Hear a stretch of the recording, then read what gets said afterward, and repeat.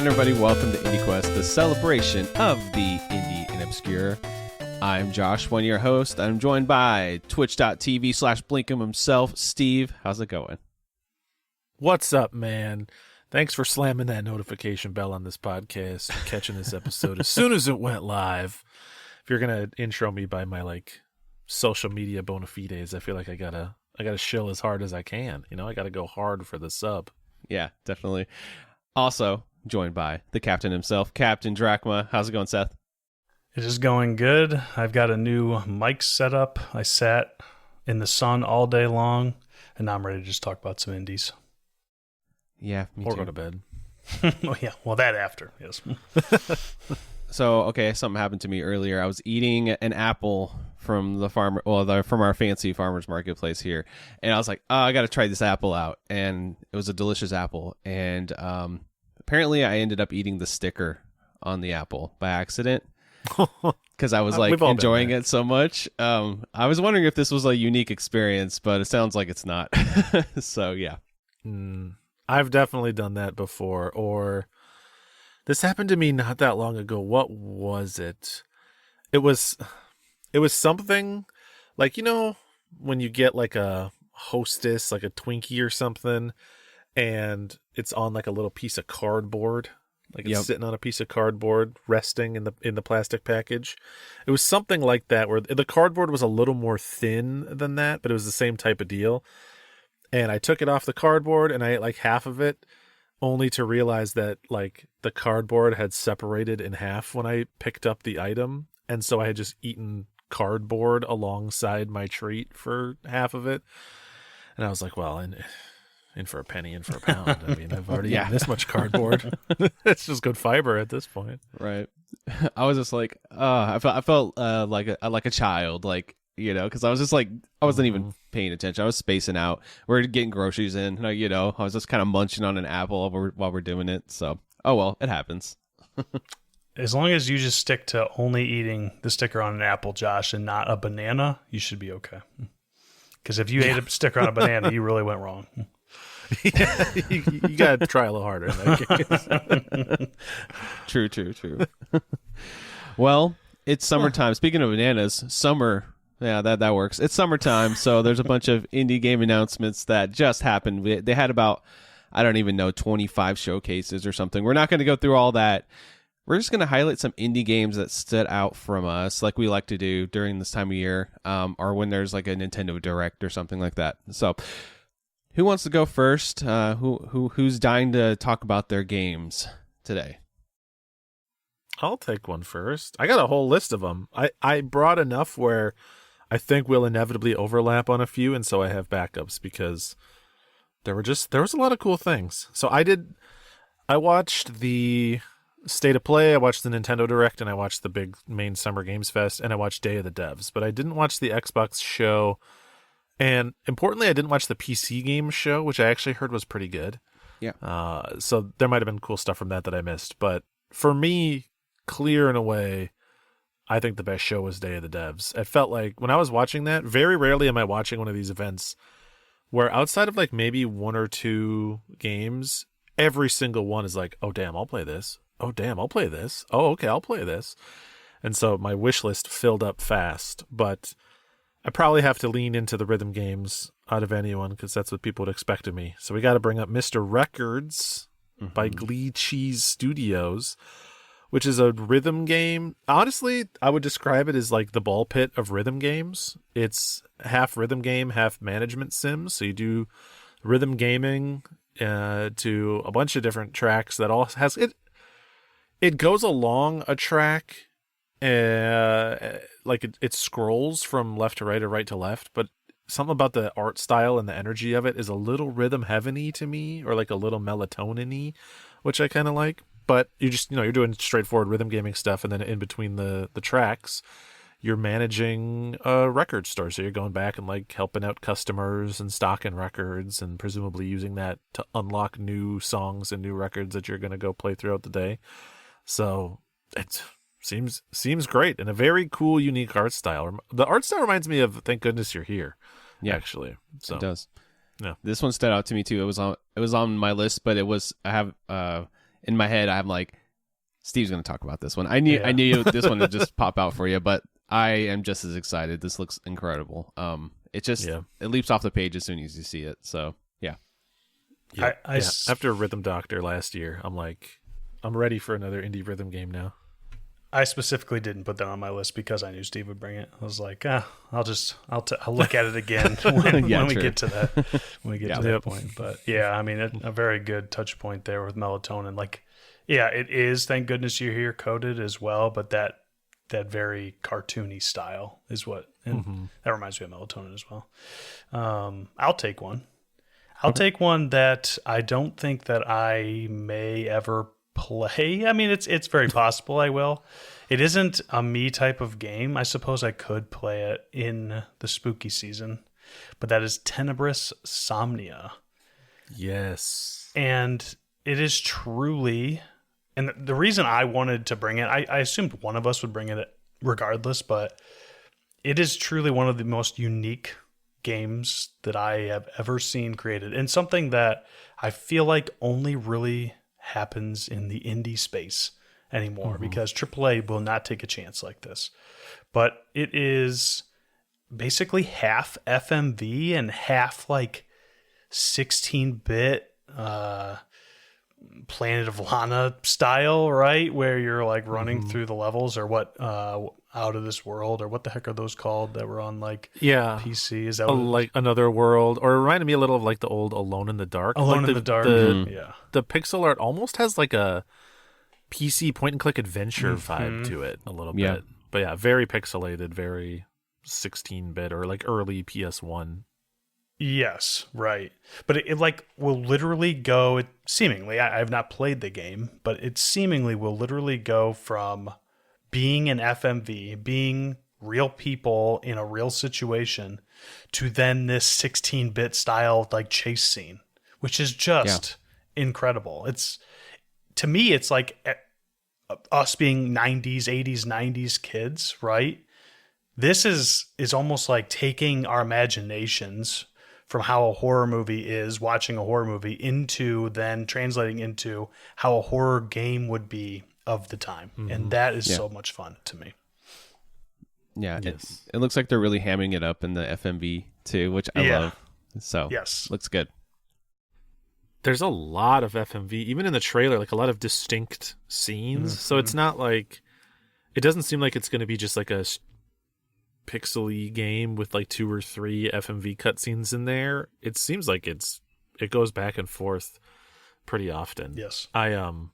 On just the strength of this trailer, they're doing a physical run for this game on PS5, and I pre-ordered the physical copy on PS5 sight unseen because I was like, I guarantee I will like this game. So I'm looking forward to that one. It comes out in October this year. So it does, the 16th. Perfect. I have a feeling we'll probably be talking about that on the show this year at some point around that time. Yeah. Mm-hmm. All right, so I ended up watching a majority of these showcases. I watched not every single one, because there's like, it gets very like niche. It's like, this is the Latin American gaming showcase. This one is, and this is like, I mean, more power to them. It's great that they're celebrating different communities, but it's just a lot of content to watch, So one I wanted to shout out is from the Mix Showcase, which is the Media Indie Exchange. This is their, like, I would say this is probably the biggest like reveal, or at least the one they push the most. It's called Oh My Doug. Have you guys seen this game at all? I did not see this game. Just play some of this trailer, get the vibes. But it's basically, imagine Cuphead, but for Ren and Stimpy close-up gross shots. It's pretty much what this game is. Very Ren and Stimpy. Wow. Yeah. And so it's like that 90s animated style. It's a Metroidvania. It looks like it has a lot of like fart and poop jokes and, that type of vibe. It looks really corny and fun and just something. This looks like a very me game. Like, I need to play this. You know what I mean? So just really stood out to me. Yeah. It's gross in the best way. It is literally what Cuphead did with like the rubber hose style with the 90s style. Like, this is doing it in such a cool way. I mean, I think that people have attempted it, but this is about as good of a attempt at this as I've ever seen. This is incredible looking. Yeah. Yeah. This seems great. I mean, I hated that art style in Ren and Stimpy. It always bugged me when it came up. And Yep. here I am willingly signing myself up to play an entire game in that style, but still, that's really cool. I think that's also the point of that style is you're a kid. Right. You're like, ooh, that's gross. You know, no one was like, oh, yay. They were like, oh, like it delivered on that feeling. And so, yeah, it's doing a good job of that again. Yeah, it's the story of this is basically it's like Osmosis Jones. You're just a little like paratrooper inside this guy named Doug. So, oh my Doug, like, oh my God. So you're trying to save Doug from this like germ, and there's a map system and everything. So it's, it's very Metroidvania style or gated exploration. So it just looks like my jam and our jam. I think we all like this game. So had to shout it out. Yes. That's an awesome one. I did not see that, so thank you for bringing it.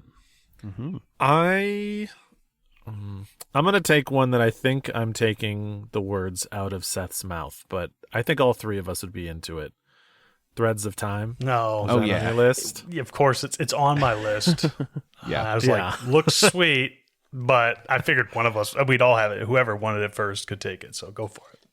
Yeah, so this is from a studio called Rito Games. I don't know if they've done anything else, but they pitch it very hard as like, we grew up playing Chrono Trigger, we grew up playing Final Fantasy, we grew up playing Xenogears. We want to make our own version of that. And kind of like it's actually a good transition with the Cuphead style into the Oh My Doug style. This is an indie studio, like almost one for one doing the HD 2D thing that Square Enix has been doing recently. Like if you just showed me a screenshot of that game and did not tell me who was making it, I would be like, trying to figure out which classic Squaresoft RPG this was a remaster of, because it looks really similar to their 2D HD style. But of those games that they mentioned in the trailer, I think it's pretty clear that Chrono Trigger is their biggest inspiration, because it's a time-traveling story. They show you driving around in a ship similar to the Epoch, and you're literally going to you're going to a couple hundred years in the future. You're going to 12 million BC to the time of the dinosaurs. And they say that their story is all focused on time and time travel. But importantly, also the battle system is time-based, which seems like the battle system is going to be a little bit like, I think it's turn-based, but it might be a little Grandia-esque. Like it seems like the amount of time a skill takes to execute matters, and also seems like you can like affect other enemies that are doing their skill as well, and you can do double attacks and stuff like you can in Chrono Trigger. So it seems like it'll be a pretty fun battle system. Yeah, I'm so pumped. Like that's a day one. Yeah. Yeah. I mean, maybe even more so than like Sea of Stars was. I mean, it just oozes charm. I cannot imagine a real world where that isn't amazing. I mean, I guess it's possible, right? But at the very least, we know it looks insanely good, and so hopefully it just plays well enough, But yeah, I'm so pumped for that game. Yeah, we're all waiting for the Chrono Trigger, eventual Chrono Trigger HD 2D. So this is kind of like that before that actually happens, right? Yes. Yep. We might not even need it anymore. Yeah. Mm-hmm. All right, I'll take the next one, and I feel like this is probably one that is on all of our lists as well. So apologies, boys, but this game just looks so cool, and that is Screenbound. Yep. Yeah. That one's on my list too. Yep. I mean, it honestly, at first, I think that this has been shared in other showcases, but this is the first time that I had seen it. And reminded me of Raider Kid and the Ruby Chest at first. I was like, oh, this is like a Game Boy Color or Game Boy Advance type platformer. Like, cool. But then you realize that, I mean, at the beginning of the trailer, you see that you're a person in this world where you're actually putting the cartridge into a system, into a handheld. And so you're like, okay, there must be something going on there.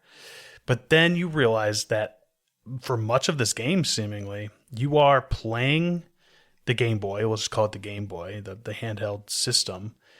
And your character, as they are holding that handheld system, are also like doing what is inside the Game Boy. So it's like, oh, if you're platforming, your character in in the 3D world is also doing the platforming. Like, the only thing that I'm going to say about this is I worry, and I don't very often get this way, but it does worry me that I will get motion sick.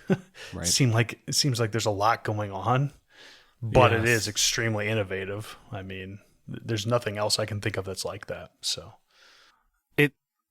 It's one of the only games I've ever seen where the concept is immediately so cool, and also, even though they're literally showing it to me, I'm still too dumb to fully understand how the system works. Where I'm like, how is the game mapping 2D to 3D successfully at all times? Like, there's a whole dimension that you're missing, guys. Like, how are you doing this? But every time I look like between the real world and the Game Boy screen, I was like, yeah, that's the same two things. Like, they figured something out. I know, it's crazy. I cannot wait to see how it translates, because I feel like there's just going to be some weirdness that you're going to be able to do. You know, like you always talk about, Steve, enjoying being able to break the world in a fun way. I feel like there's got to be a way to do that in this game, but maybe it'll be planned. I don't know, but looks cool. Yeah, I just don't. To me, I feel like it's gonna break my brain just playing it in general, just because I'm like, where do I look? Do I look at the screen? Do I look at the environments around? You know, it's like gonna be tough to. I hope this one is one that could be a cool idea that just falls on its face because it's just too hard to navigate, or it's gonna be like the coolest game of the year. You know what I mean? Like there's like no in between for this one. Yeah. All right, so I have one. I'm trying to bring ones that are not just from Day of the Devs, but this one's really cool. So I'll read the description for you guys. It's from the PC Gaming Show, from the creator of Citizen Sleeper. Sygnet City is a first-person fungal RPG. You are a parasite in a city where strange technology and radical ideas are taking root, grow into, and through its inhabitants uncover and change their stories and witness the terminal season of the Sygnet City. So this one just looks cool as hell. Like, the art style is very different from Citizen Sleeper. It's a whole new universe for the creator. And it is a first-person narrative, like, exploration game, kind of like dungeon crawler vibes, it looks like. So definitely different, but it's still going to have the RPG dice roll stuff in it too, I think. So it's going to have some of that DNA, but we know the story is going to be amazing because they make some of the most interesting stories in video games, in my opinion. So, yeah, looks really awesome. Yeah, the writing in Citizen Sleeper is so far above and beyond. There's no world where I'm not going to enjoy this game. And actually, I'm happy that it's not Citizen Sleeper 3 or another game in that series, because even though I love the first two, I think that it will probably be very invigorating for that team or Damien Martin to do something new that they're obviously very passionate about, and it looks striking as heck. Plus, who doesn't get intrigued at the term fungal punk? Yeah. So yeah, it looks easy day one for me. It gives manga vibes, like the art style, like the line art look when you're watching it. So that's just. It also it really just evokes that, like, you know, what's that the very popular horror manga artist? I cannot think of his name right now. You know what I'm talking about. Maybe Junji Ito. Junji Ito, yeah, that's what it's reminding me of a little bit, from like the just vibes. So yeah, looks really cool. Yeah, I mean, it looks excellent. I love the 2D on 3D, and this maybe is the best I've ever seen it look. The like paper on top of 3D background. So yeah, it looks very cool. Sign me up. See, this is why I should have watched the PC Game Showcase. Although I did see this one floated through my bubble on the internet. But trying to get less on the internet lately, so I did the thing on my phone where you set like a timer for your apps. And so I said, like, Blue Sky, only give me 15 minutes a day. But in those 15 minutes, this surfaced and found its way to me. So the internet, the algorithm knows what I want. I'm going to completely switch gears, kind of whiplash, slap to the face from a game that is incredibly stylistic and will almost certainly be awesome, to a game that I don't even know will be good, but I feel like I have a legal obligation to mention that there's going to be a Super Yooka-Laylee Kart, which is a Yooka-Laylee kart racer. And it's in the style of Super Nintendo Mario Kart, like Super Mario Kart, rather than Mario 64. I guess they've kind of done both. They've done N64 nostalgia and they've done Super Nintendo nostalgia over at Playtonic, but I cannot believe that like 10 years later, this is like the fourth Yooka-Laylee game and they're still out there just grinding, just doing their thing. So I legitimately think it might be kind of bad, but I'm still going to play it and we'll see. We'll see how it is. I have in my notes, my last bullet, Steve is going to eat up Yooka-Laylee Kart. Yeah, exactly. I'll be there. I will say, okay, credit where it's due. It's got a pretty cool art style, and they showed in the trailer a rage mechanic, which I think is very smart, where it showed an enemy getting the classic Mario Kart situation where they get hit with like 2 or 3 power-ups in a row, and they're just like stuck in place, flopping around. And that built up a rage bar, which seemed to then give that character like a burst of speed and some extra damage. So there's a little bit of like relief to the classic problems of the genre there in a funny way. So good on them for that. I mean, genuinely, it might be terrible, but it looks really good. Yeah. It's like the HD 2D of racing games. Like it looks incredible. So good on them for putting together something that looks, it looks like Super Mario Kart, but the shiniest version you've ever seen. And so, you know, I take that. I mean, it does look cool. And honestly, I know Steve will play this game, but I'm kind of interested in playing this game. Like it looks pretty cool. Like I'd play multiplayer. It'd be fun. I didn't look and see. Is there online multiplayer? Can we get the Discord going on? That'd be cool. Fun. I don't I'd know. be down for that. But, yes. Bunch of people playing against each other. Yeah. The game to me just kind of seems like, oh, we're making Yooka-Laylee racing game, right? But on the Game Boy Advance. That's what it feels like a little bit. That energy. So yes, very much so. All right. So my last one here, which may or may not, although Josh is trying to do non-Day of the Dev stuff, so it's possible he didn't bring this one. But this one I put in my notes, very Josh coded, and that is Bub. Yeah. If you guys saw Bub. Yeah. On my notes, it says Bub. Narrative-focused game with a tremendous art style. Josh will probably talk about it. Yeah. I thought about it. It's right there. There's between two, but so you brought it up, so we could talk about it. I mean, it looks super cool. I think the biggest thing, there's not a whole lot mentioned in the trailer itself, other than it's obviously, like Steve said, narrative focused and very gets dark, gets very deep from what the sounds of it. It sounds like one of the devs went through a pretty traumatic experience while making this game. He talks about getting MS, which is pretty intense. And I think some of that is then reflected in the story. But one of the coolest things about this game, outside of like the background story, is that the art style is incredible. And they talk about how it is all piece by piece, hand-drawn art, and it's some of the best art that I think we've seen in games, especially of this style. So worth mentioning, a game that sounds like it's not going to come out until next year, but I assume one of us will talk about it, if not Josh, because it would probably be Josh. Yeah.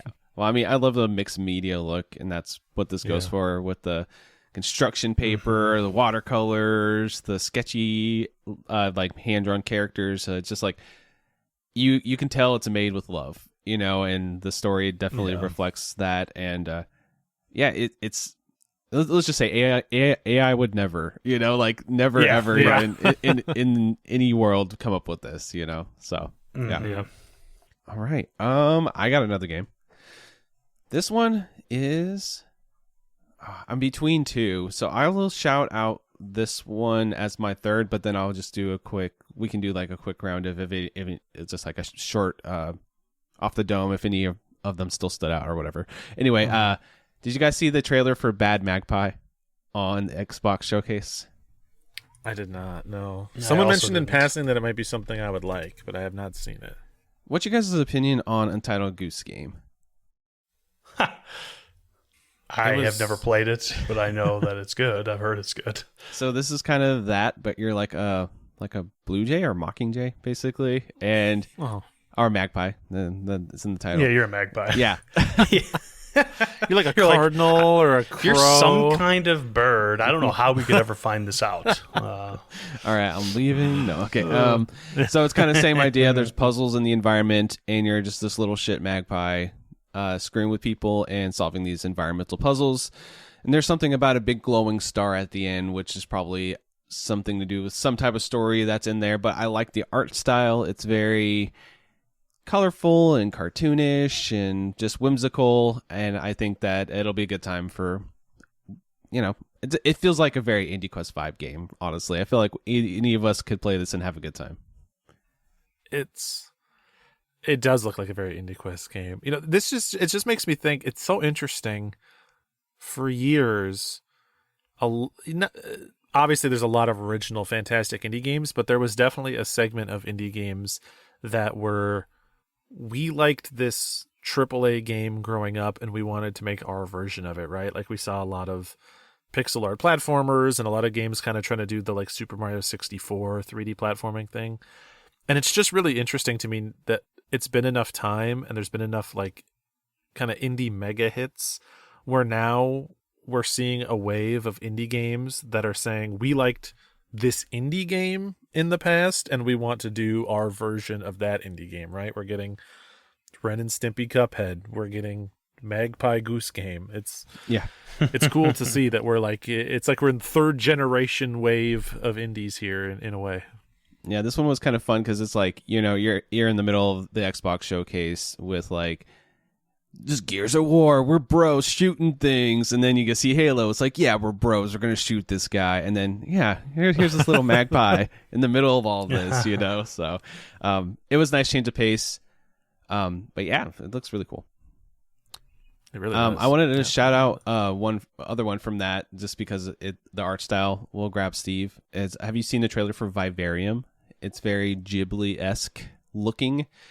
It's a cozy game though, so I don't know if it'll be a gameplay that you would like, but the art style is so striking. It's very 80s like anime look. Oh yeah. Wow, that's very striking. It even has the specific kind of subtitles that sort of match the English DVD releases of Ghibli movies, like My Neighbor Totoro and stuff. Wow, that is, man. Artists are too talented is really just my takeaway. People are too good at stuff. But I don't know. This game could be cool. I might be into it. The art style might carry me enough to get into the systems. So I'm not ruling it out. Yeah. Anything could be Wanderstop, right? Because Wanderstop's like that kind of one that broke the mold for you. So a little bit. Yeah. Yeah, for sure. That's cool. The only other one I'll mention in passing, just because we've brought it to the quest log, so I feel like we should give it a quick shout out, is they announced that they're making a Cuphead sequel and also doing a retro Cuphead game, which is cool. Like an 8-bit looking Cuphead, almost like a Cuphead demake in a way. I think that this feels like it could be the actual standout of the two. It reminds me of when Bloodstained Ritual of the Night came out, but then they did the Bloodstained Curse of the Moon, and it turns out Curse of the Moon was actually the best game there. Yes, it was, for sure. So fantastic and such a good version of those old Castlevania games. So I'm looking forward to the Cuphead retro game more than anything, but obviously I'm not going to say no to a Cuphead sequel in some form too. It's funny because Cuphead, I think it draws people in with its art style, but people stay for the systems and the combat and everything. So it's like, I don't need it. Like, they make a very, very good game. So I don't really care what it looks like at this point. I'll play it. So I'm totally down. And plus, I will always take an 8-bit looking game. That's fine with me. Yeah. Sign me up. Any others from you, Seth, or is that all? Nope, that was all. I think there were several that you guys mentioned that were also on my list. Yeah, it was a great time. I mean, I don't condemn anybody who they're like, I don't want to sit through like 5 hours of trailers. I get it. There's too much. So hopefully you guys get some good wish list recommendations from us that we really liked. And remember, wish listing does help the devs too. All those numbers help push their games, get them more eyes on them. Get more sales and makes them able to make more games or updates to the game, whatever, just continues all the indie creators out there. So wishlist those games. I hope I'm not hurting them. I do sometimes wishlist a game even if I plan on buying it on another platform. Like Tenebris is a good example. I pre-ordered that on PS5, but I'm pretty sure I still wishlisted it on Steam because I'm like, let's give them the bump. Let's add +1 to the ticker.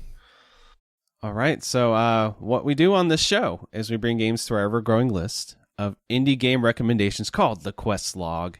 There are 2 sections to the Quest Log.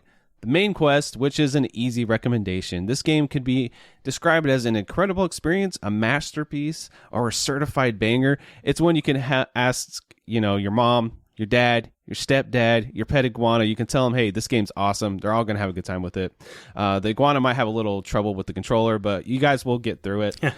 Also, we have the side quest, which is still a recommendation, which might be like an 8 out of 10, or there might be a caveat or two. It might be a little bit too niche for the general audience, or people, most people might not like it, but if you're going to like it, you're going to really like it type of vibe. So yeah, that's the Quest Log. Who wants to go first today? Should we just get mine out of the way? Oh, I thought you'd want to wait and have that be the beefy middle. I can be the closer. I can be the closer. Or that's probably more reasonable. I'll say my game won't take too long, so either side was fine with me. Yeah, neither of them. Mine'll be quick. I don't think there's much to say about mine. Josh, why don't you go? Okay. And then we can figure out from there. Yeah. All right. So it is Pride Month, so I try to bring a game that is at least made by a queer creator or has LGBTQ elements or something like that. That's just something I'm trying to do every year here. Just, it's kind of fun to do. It kind of puts you in that spot. So the game that actually my partner recommended me, they played it on stream and really liked it. It's called Psychroma. Came out 2024. Have you guys seen much about this game or anything like that, or heard of it? I actually do need a slight spelling on this one. Okay, it is. Is it Psy like psychic? Yeah, Okay. Psychroma, Psychroma. All right, perfect. Yeah. I think literally the only time I've ever heard of this is when your partner streamed it. I saw the Twitch notification, and that's the only time in my life I've seen the title. I had never heard I've of it not either seen this. until they recommended it to me. So it's a pretty interesting game. It is, I would say it's not really a horror game, but it has some horror elements. It's more cyberpunk, dystopic, like thriller type vibes. It has a little bit of that what's going on, a little bit of creepy and eeriness to it as well. The art style is very striking. It's a very high pixel looking, looks like the classic PC games, similar to the one Seth was talking about from Day of the Debs, but even more like detailed and like very stylized and very cyberpunk looking. It has a lot of good, like, cool grays and beige looks to it, but of course lots of purples and things like that. It just very much feels like a dystopic future setting, and they just really portray that well. And then when it gets into the creepy, like, this is an animatronic on fire and things like that, it's like it just looks really detailed and like highly animated, and it just looks really, really striking. Yeah, it looks awesome. Like, it nails that PC graininess, unlike almost any game I've ever seen. And on some of these screenshots, you can like see the little dotted pixels on some of these different texture portions, and man, they do such an excellent job of like just introducing enough of that bleariness, I guess, to make it feel like it's of that time. Yeah, it's like what people in the 80s thought 2035 would look, or 2322 looks like, or something like that. I think this is like in the 2300s or some like far-flung future here. So yeah. Okay, so besides that, there is some good music in this. I don't know the composer, I probably should have looked it up, but Sloan D. Smith made the music for this. I think it's some of the best, like, background, eerie, like, just... it adds a lot of texture to you because all this story is told through dialogue boxes, obviously. So the music in the background really adds to the tension and the feeling of just kind of hopelessness and like lost, because like the main story of this game is you play this main character named Hayes. They wake up one day, they don't know where they are or any of these people. They have amnesia, so there's a little bit of tropes in here, but they have amnesia, and the whole story is them going through other people's memories to kind of rediscover who they are and piece together what this overarching story has. So it does a lot of timeline jumps and things like that, but great package for like the way the story is told, the music, and like the art style. And they do a lot of these like intercut, like layering different like styles of animation and things on top, and they get really creative with that. So it's just all in all, like as a package, it's really, really great experience because they just kind of meld it together really well. I mean, that just comes through even in like the trailers and stuff. You look at it and it's just immediately striking. It's one of those things that if it showed up in a sizzle reel of other games, you'd pause it and rewind and be like, "What's that? What's that one?" Yeah. Yep. Yeah. So, there is themes. There's LGBTQ themes. There's a lot of questioning like gender identity and personhood and things like that in this. There's some elements of that. I think the creators also had a bunch of queer developers on the team as well, so very suiting for the theme. But I do think this game is something special. It's not a very long experience. It's a very, like, I think it took me like 2.5 to 3 hours, somewhere around that time frame. A really good sit down, immerse yourself into like a unique world for a few hours, like you would a movie or like a longer movie or something like that. But obviously it's interactive and it has this very unique vision and look to it. There's like a little, it shows some gameplay, some kind of point and clicky looking stuff. Is it pretty story heavy, gameplay light? Yes. Or what's the balance there? There are puzzles, so it's more like find key for door, go to door, open door. It's not like Resident Evil style or anything. Even those puzzles aren't very hard either, but it doesn't really have much in that way. There's like maybe 5 puzzles I can think of, and they're very simple. And then like most of the time, it'll kind of barricade you into the areas you need to be in to explore next. And things will kind of naturally open itself up. They signpost you A to B to C to D, and you're not really going to get lost or have any issues. At least I didn't. So, yeah. Okay. Sweet. All right. Well, any other comments or questions on this one before I put it on the quest log today? It looks super cool. I just can't believe I've never heard of this game. It just goes to show that there's an indie lying in wait out there at all times, like ready to spring out at us. So it's just so crazy. What a crazy world. And we've chosen to live in it, I suppose, right? And cover these games. It's so true. I mean, this is just this is like the stereotype of me saying this at this point, but it's just yet another one of those incredible looking games with like 150 Steam reviews. It's just like, probably sold a couple thousand copies and is just sitting out there waiting to be enjoyed by someone. Yeah. Well, I'll put it on the quest log now. So my main caveats for this game is I feel like it does lean on a little bit of tropes to get through the story. Like I said, there are moments where I'm like, okay, I've seen this done. And then sometimes I think, oh, I've seen this done a little bit better.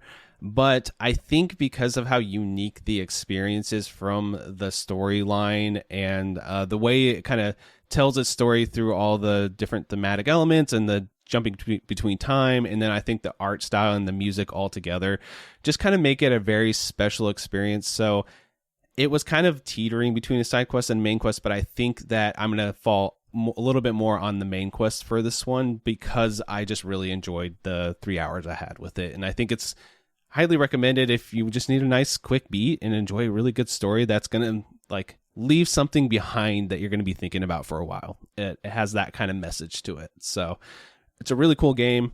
I say check it out. It's called Psychroma on the main quest. Heck yeah. It is wish listed. It says it's similar to Seventh Guest, so I know it's going to be good. Oh, yeah. I could see that, yeah. Heck yeah. Nice. What are you feeling, Seth? Because you're gonna have a peace of mind. Are you feeling like getting into it now, or Yeah, no. Let me just go, and then we can, because it's not going to take me very long either to cover my game, and then we can do the thing, right? And everyone listening right now is like, either they're like, oh, we know what's coming, or they're like, listening to this 2 years from now, and I have no idea what this is about to be. They're already coy boys, and they're being extra coy boys today. But those same people are like, oh my gosh, this game that Seth just brought, man, what a banger. And it is now just the biggest game. It's exploded 2 years from now. Probably not. But yes, I am once again bringing a game that leans toward the obscure, although not super obscure. It released this year. And specifically, I think there are things in this game that both of my co-hosts will appreciate for different reasons, although the central focus I think you'll both enjoy. It is called Elfie, A Sand Plan. Elfie as in elephant, or Elfie as in like an elf. Elfie. The elephant thing really doesn't help because you would have spelled it differently. But yeah, dude. Elfie, A Sand Plan. Something about that name. You said it, and I was like, what a Seth game. If I've ever heard one.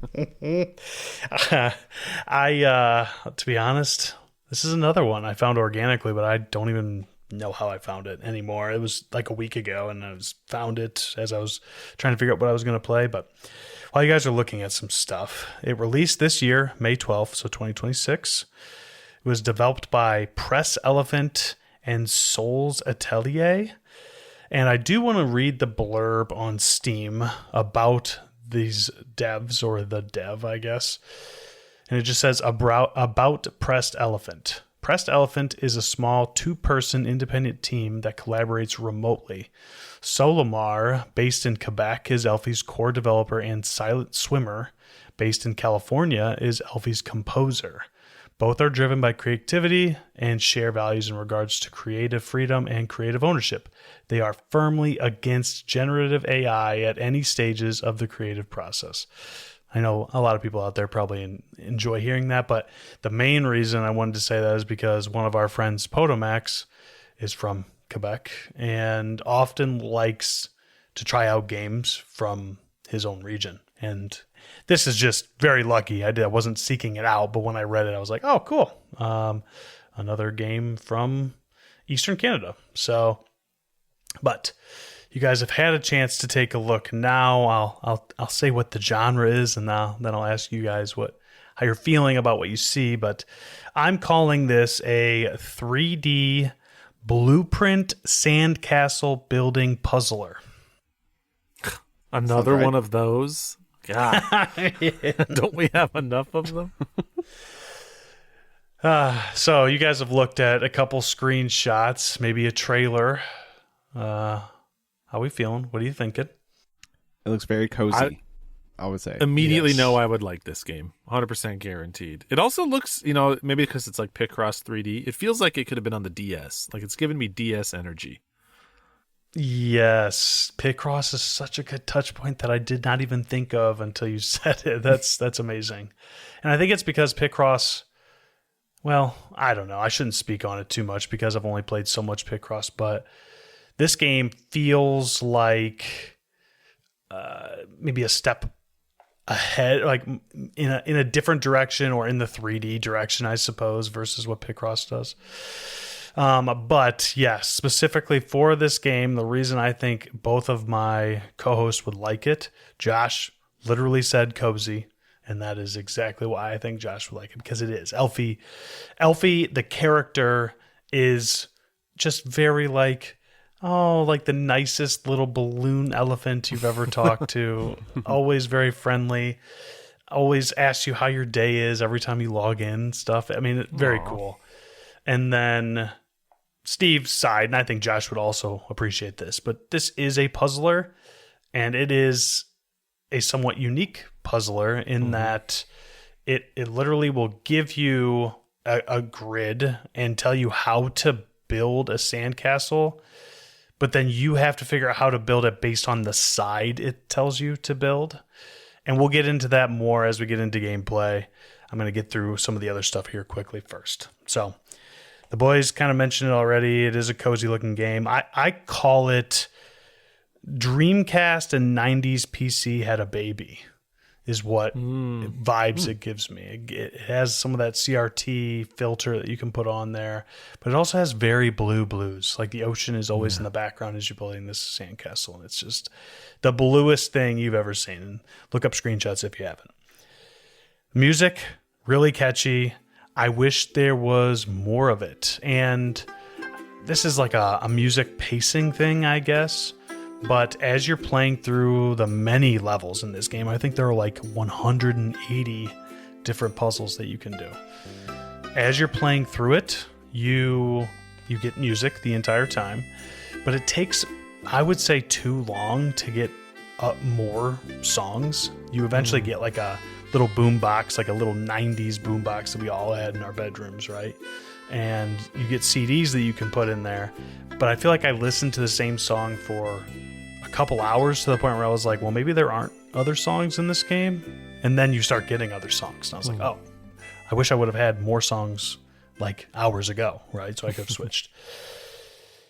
Story, there's no story. The only thing I'll say here is you're building sandcastles with Elfie. Elfie kind of tells you how to build them. One of the most unique things, and I already alluded to this, every time that you log out of this game and then log back in, Elfie will ask you how your day was. Elfie will ask you what you have been doing in the time you've been away. Elfie can keep track of how long you've consistently come in to the game. So I was playing this game last night to get as much of it done as I could. I started it later than I wanted to. We're going to talk about reasons why here in a little bit when Steve starts talking about his game. But I thought that this was going to be a shortish game, and it didn't end up being as short as I had expected. So I was logging in, logging out several times, which is kind of good because getting to interact with Elfie is a big part of what this game wants you to do. It's not just building sandcastles. It's talking to Elfie and having Elfie ask you questions that you can then answer, like multiple choice style. Hey, what have you been doing? Oh, I was listening to music. And then Elfie will talk to you about that. Oh, what's your favorite flower? Things like that. And you can go through and there's different dialogue options for each of these. You can even do there's a shovel, and you can use the shovel to knock down the sandcastle if you've made a mistake. You can also just like pick up blocks on the sandcastle and throw them in a different direction. It'll just destroy them. So you're not like constantly picking up the shovel, but you can actually hit Elfie with the shovel. I only knew this because there's an achievement that I saw that was like hit Elfie with a shovel. And so I was like, well, I know it's there. I got to do it. And Elfie's like, well, why would you be so mean? And then if you do it again, that's how you get the achievement. And she's like, all right, I'm taking the shovel. You can't have the shovel for a couple sandcastles. So, like, nice. All right, I got you. Sorry. That's so good. So, yeah, I mean, just that back and forth interaction. Elfie is a very fun NPC, I suppose. You can put Elfie in different costumes and things like that, different swimming outfits, like old school swimming outfits. You get all sorts of different stuff that you can put her in. So, with all that being said, we will now jump to what you're doing, and that is building sandcastles. So, in this game, you get a couple of different. At first, you get only one grid that will say front side or something like that. Let me check here really quick. Front view, and it will have like a grid, like Steve was saying earlier, a Picross style grid. It might be like just a square or something. It starts at the bottom and builds up and gives you a square. And then in the upper left corner, there will be a bucket that will be poured out with like sand coming out, and it will give you a single or multiple different types of blocks that you can use. So at the beginning, you're just going to have just your average block or cube of sand. Think like Minecraft cube of sand, right? That's what it looks like. And you're going to put a couple cubes together on the screen in this 5x5 grid that also, it's actually 5x5x5, right? So it's a pretty substantial sized grid that you can use to build these sandcastles. And you just have to match up with whatever Elfie says, like, oh, the front view, I want it to be a 4x4 tall wall, I suppose, of sand. You can put those cubes together, and then once they're all green on in Elfie's little thought bubble, you click on Elfie, and she's like, "Oh, good job, you did it," and then you go on to the next one. The way that this a wrench, I suppose, is thrown into this, pretty early on, you aren't just doing one side anymore. You're doing multiple sides. So you're going to have front view and side view. And you have to make sure that both of them are correct, which at first you're like, oh, that's not going to be too hard. But it actually is. It kind of screws with your brain in a fun way, because it seems when you're looking at just two-dimensional grid 5x5s, you're like, okay, that's simple. But you have to actually bring that into the 3D space, especially when you have two different views that you have to complete. And that is what allows you to, you will see two different pictures that you have to build. And it's like really fun to figure out how, or at the beginning, before you even start building, you can see kind of what pieces you're going to need, because the pieces, you get all sorts of different pieces. You get triangles, or like pyramids, you get rounded pieces, you get all sorts of stuff. Eventually you even get double pieces, where you don't just have a single cube, single tile pieces. It eventually, some of the hardest levels in the whole game, it forces you to use doubles and only doubles. So you have to figure out how to work around it. At first you're like, oh, it's not too bad. But then it's like, holy crap. It was quite tough. Those 30 levels of those double pieces were easily the hardest part. I was going to say, so I'm watching the trailer. It's like in a quarter view. So that's what makes it challenging, right? You can't like adjust the camera at all, right? Or is it just right there on that view the whole time? Yeah. And that was one of my gripes actually with this game. I'm glad you brought it up. At first I was like, oh, this isn't too bad. I guess here's an example. Here's an example of what you can do, right? You've got front view, and maybe it's pretty basic shape. I can do that front view in any one of those rows going all the way to the front, right? So I can start it in the back, or I can build it in the front. Well, to Josh's point, you can't rotate the screen to like see the back. So this game forces you almost to start building from the back and build forward. Or else you'll get to a point, if you haven't completed something in the far end, like the furthest part of the grid away from you, if you haven't completed something you need to complete over there, you're going to cover up that space in the front and not be able to like reach it anymore. So then you have to like take pieces off and like try to fill in the back part and then build back up. So very early on, I learned, okay, start in the back. Always start as far away as I can and build forward and try to figure it out that way. Because yes, Josh, it doesn't allow you, and maybe this is a good thing. Like in hindsight, it forces you to be a little bit more creative and I suppose be a little bit more structured with your time and not just start building wherever you want. You have to kind of build in the back corner and build forward. But it would have been nice to not have that restriction. So I'm not like, oh, I know I've got to figure out, okay, what are these two tile grids telling me? Okay, what's the back part? Start there, move forward. Or at the very least, I would at least try to like get the first layer down and then get the second layer down, right? I'd still kind of try to start in the back, but if I can just keep going up in layers, then I can do it that way. But the game doesn't always allow you to do that. You have to almost build a certain portion of the castle and then another portion of the castle and then connect them to like do the thing that the grid tells you to do. So I've mentioned that there's a front view, you start with that, but then there's a side view, and then there's also a top view eventually. So you will have like, sky high, bird's eye view of the castle, and it'll just show you this is what it needs to look like from if you're like up top, but that's going to be different from how it's looking in the front. And sometimes it's like the top is almost seemingly covered, like the entire grid is covered, but then I'm looking at the front view and there are these huge arches that have no cubes in them, and it's confusing. But then you realize you have to like build up a little bit, and you're going to have some areas that aren't going to make sense to the top view, and you got to bridge them all together, and that's what completes the puzzle. So this is one of the I never am envious of Steve when he brings puzzle games, because they are so hard to talk about, and you're just like, oh yeah, cubes and squares, and you connect them and ta-da, and it's like the hardest thing to talk about without being able to show people, right? Yeah.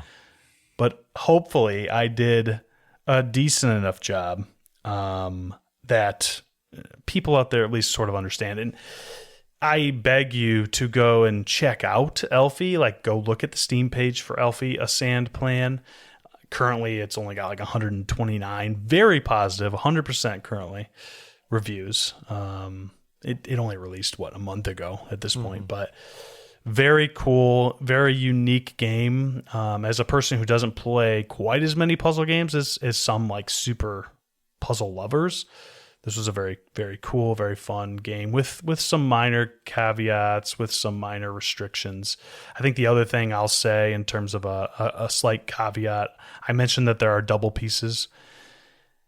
The game doesn't really know how to handle rotating them. You can rotate all pieces in this game to be able to fit them the way you need to, but it like freaks itself out when you're trying to place a double piece. Sometimes I had to like put it down in the sand and then grab it from the other side, move my cursor to the other side to be able to like turn it the way I want to on its axis, basically. Okay. You figure it out pretty quick.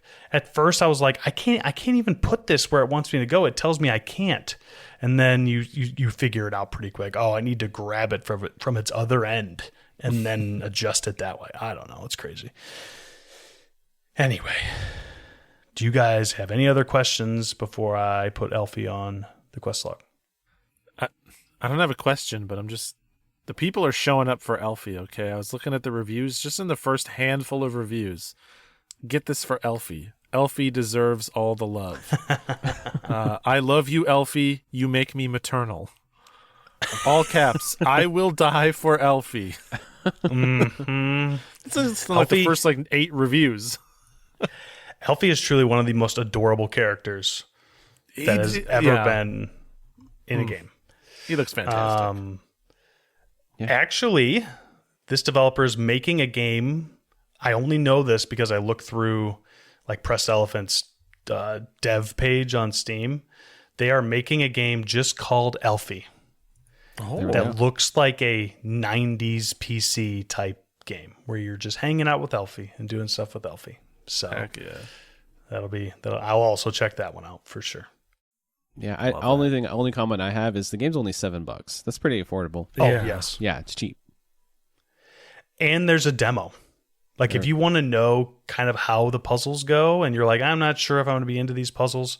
I didn't play the demo, but I'm sure it gives you enough to understand whether or not you're going to enjoy the puzzles in this game. So check that out if you need to.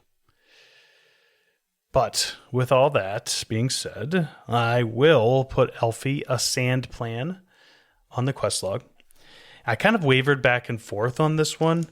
On one hand, it is an extremely charming game, a pretty darn unique concept, a very fun puzzle game. On the other, there were some slight gripes I had with the game. And once you've done a few of the sandcastles, yes, there are going to be more sandcastles, and they're all very fun. But there's nothing that's ever going to be like, whoa, this is a completely different concept. Once they introduce side view, top view, and front view, that's kind of what you get. And then you learn to kind of manipulate those concepts as you go. But I think that I'm going to put Elfie, a sand plan, as a very, very highly recommended side quest game. I think that it's not fleshed out quite enough. And there are just a few gripes that I have with it that push it down just a little bit, but probably truly one of the best side quest games that I've ever played or put on the side quest. And I would not at all be surprised if Elfie isn't on my top 10 by the end of the year. I guarantee I will like this game. I not only did I wishlist it while you were talking about it, but I went into my phone and I added it to my 2026 games to play list as well. Like, it seems like the perfect game to just, have on the second monitor, do a couple puzzles for a half an hour here, half an hour there, just like chip away at over time. Yes, it is absolutely perfect. It's almost designed that way because Elfie talks to you every time you log back in. So it makes sense not to just gobble it all down. I will mention anybody that uses How Long to Beat to figure out how long it takes to beat games. I think there's only 2 people who have beat this on How Long to Beat, and they said between 4 and 6 hours. It took me 9. There were a few puzzles that took me a little bit of time, but the majority of them did not take me that much time. So I'm wondering if there was like a smaller version of this game and they've updated it in the last month to like release more levels. But I did not find it particularly challenging. It still took me 9 hours. So I guess your mileage may vary there. But I mean, if you're into this type of puzzler, you'll have a lot of it. So cool for that. Makes sense to me, man. Good recommendation. I can always count on you to find something cool, man. Always. Heck yeah, buddy. All right. Well, crack your knuckles because we should get into this one, boys. We are, in fact, going to talk about... What if I didn't bring it? What if I just messed with you and brought something else? So funny. Yeah, that would be hilarious. It's like, would you believe it? I also was going to bring Elfie a sand plant. I can't believe it. We will be talking about Mina the Hollower. Another situation, another rare opportunity for us to discuss a game that all three of us have played. And outside of like full-blown review episodes, that's a bit of a rare treat. Even Game of the Year time, usually all three of us haven't played any given game. So, Mina the Hollower, no one needs to know these stats, but you'll learn them. Developed and published by Yacht Club Games. You may know them for making a little game called Shovel Knight. A bit of a hit in its day. Game released May 28th, 2026, and it's available on all modern platforms, basically, and I think also Switch in terms of last-gen platforms, but it's, you got a modern device that can play video games, you could probably play Mina the Hollower. And I'll get into the story setup, but before I even do, just for context, I'm curious how far my boys are. How much time have you put into Mina the Hollower? I did. I think I have the least from you two. I'm around 18 hours, but I feel like I'm getting closer to the end. I just don't know how much time I have left, but I can see the ending in on the horizon, for this one. So probably within the next week, I'll have this one finished up. But yeah, it's a great game. Great game. Excited to talk about it. Sweet. I played and beat Mina the Hollower. I think I was the first of us to beat Mina the Hollower. But I think that Steve, and he'll probably get into it, has played a lot more of Mina the Hollower than I have for achievement type purposes, I suppose. But it took me, I think, basically 24 hours on the dot. So one full gaming day to beat Mina the Hollower.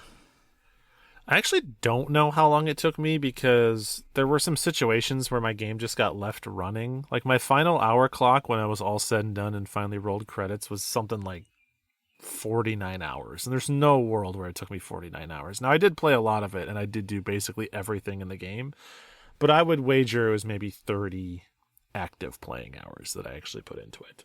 But first we'll set you up with the story. You play as what I find to be quite an adorable little mouse, Mina. She's a little cutie. You arrive at this island that kind of supports and has a main central town of Osix. They describe the island as cursed. And Mina is, or was, in a former part of Mina's life, an engineer who had worked on and built some technology for this island, these generators that power these lighthouses, these towers of light that kind of illuminate the entire island. Those you arrive because you've been summoned by the, I guess, like headmaster of the island, this Baron Lion fella, and he's basically summoned you to be like, hey, all the towers went out and you are the one with the technical know how to fix them, so please go out and do just that. And from there, hijinks ensue. Lots of other events occur as well, but that's kind of your main thrust. So at first glance, you take a look at Mina the Hollower, and you would not be, or you'd be forgiven if you mistook it for a Game Boy Color game, because they are very much going for a Game Boy Color aesthetic. And obviously it is not one-to-one with Game Boy Color, because it's a little bit, in some areas, a little more like higher resolution than a Game Boy Color could actually do. It's widescreen where a Game Boy Color game couldn't. But I feel like it is relatively faithful I would say Mina the Hollower is more faithful to Game Boy Color than like Shovel Knight was to the retro games that inspired it. It's skewing a little closer to like 100% authenticity for that. Mm-hmm. Yeah, I think the only places where it isn't is I think sometimes they put a hell of a lot of sprites on screen, which I don't think the Game Boy Color could do. And there are, and I'm not saying this to like sound deep, but there are like actual layers that you can like go under things that either they hadn't really thought of too much back in the 90s or was less possible to do with those games. But there are a lot of times, like obviously Mina is a hollower and she goes underground. I'm sure you're going to get into that.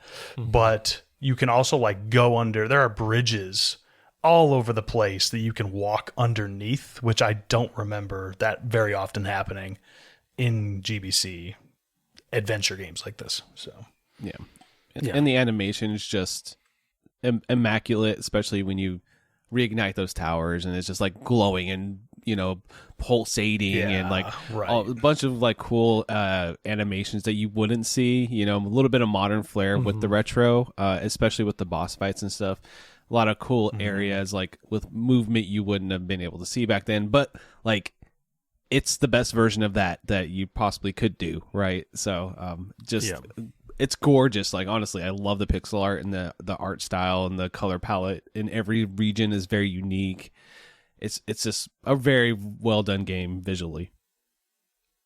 I will say very, very early on, this is very low spoiler.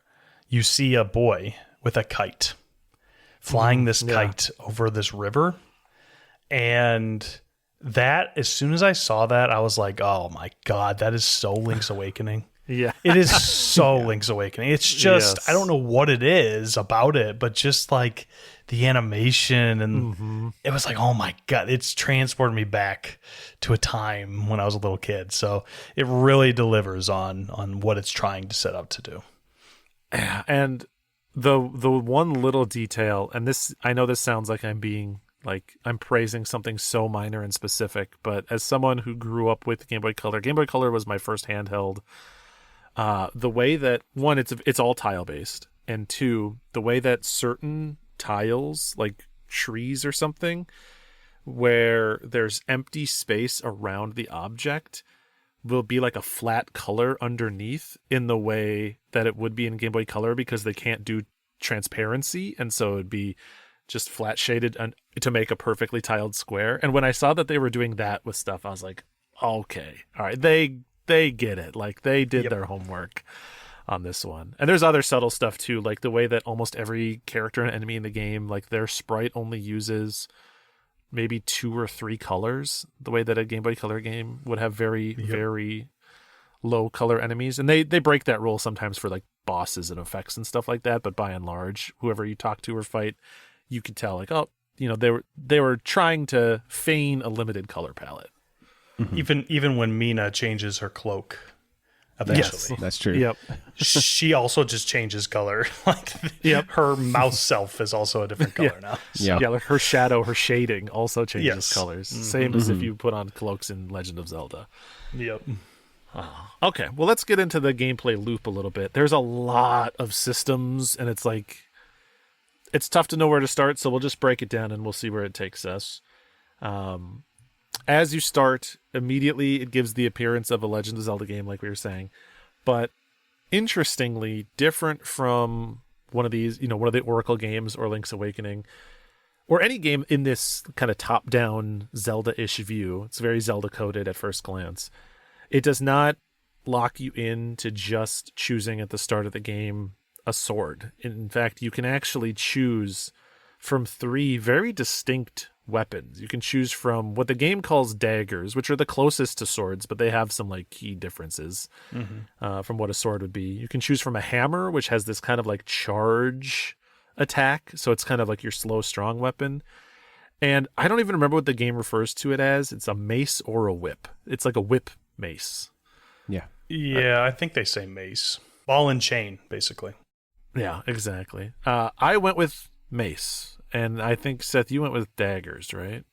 I did. I wanted to get as close as I could to the Zelda experience, so I chose the daggers. Yeah, I did the mace. I stuck with the mace for the most part. I tried the other weapons here and there. Maybe fought a boss or two with the hammer and things like that. I'm like, I like my little whip. It has the distance. I just like it. I just think it feels good to play with. So, I also. So yes, you do eventually get access to the other weapons and weapons that you can't even start with. There's a pretty wide variety of weapons in the game. I stuck with the mace the entire time. I think maybe, I don't know if this is true. I feel like the mace is sort of their default. It's the one that they show like in key art and the marketing and stuff. Like she's always holding the whip. And to me, having only played the mace, so I guess I'm very biased, I sort of feel like the design is built around the distance, the spacing that the whip has. I feel like I would have gotten a little more frustrated if I had to get as close as the daggers require. And Seth has a pained look on his face, so I think I'm probably right.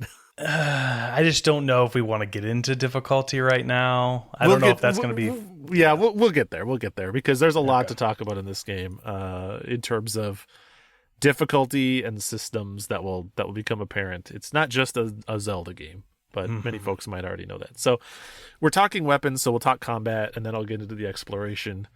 The combat is, honestly, despite the fact that the weapons are very different, I would say at its very, very core, it is pretty similar to a Legend of Zelda game, because it's four-directional. You can face left, right, up, and down. You attack with your weapon. It's Zelda coded in the way that when you like hit an enemy, they like flash and make like a row kind of sound, especially bosses.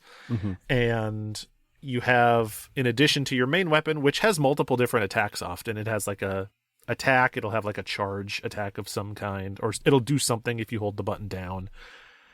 You also have a sub weapon, which are these items, these weapons that you'll find hidden all throughout the world. There's a bunch of them, like 15 or something of them throughout the game.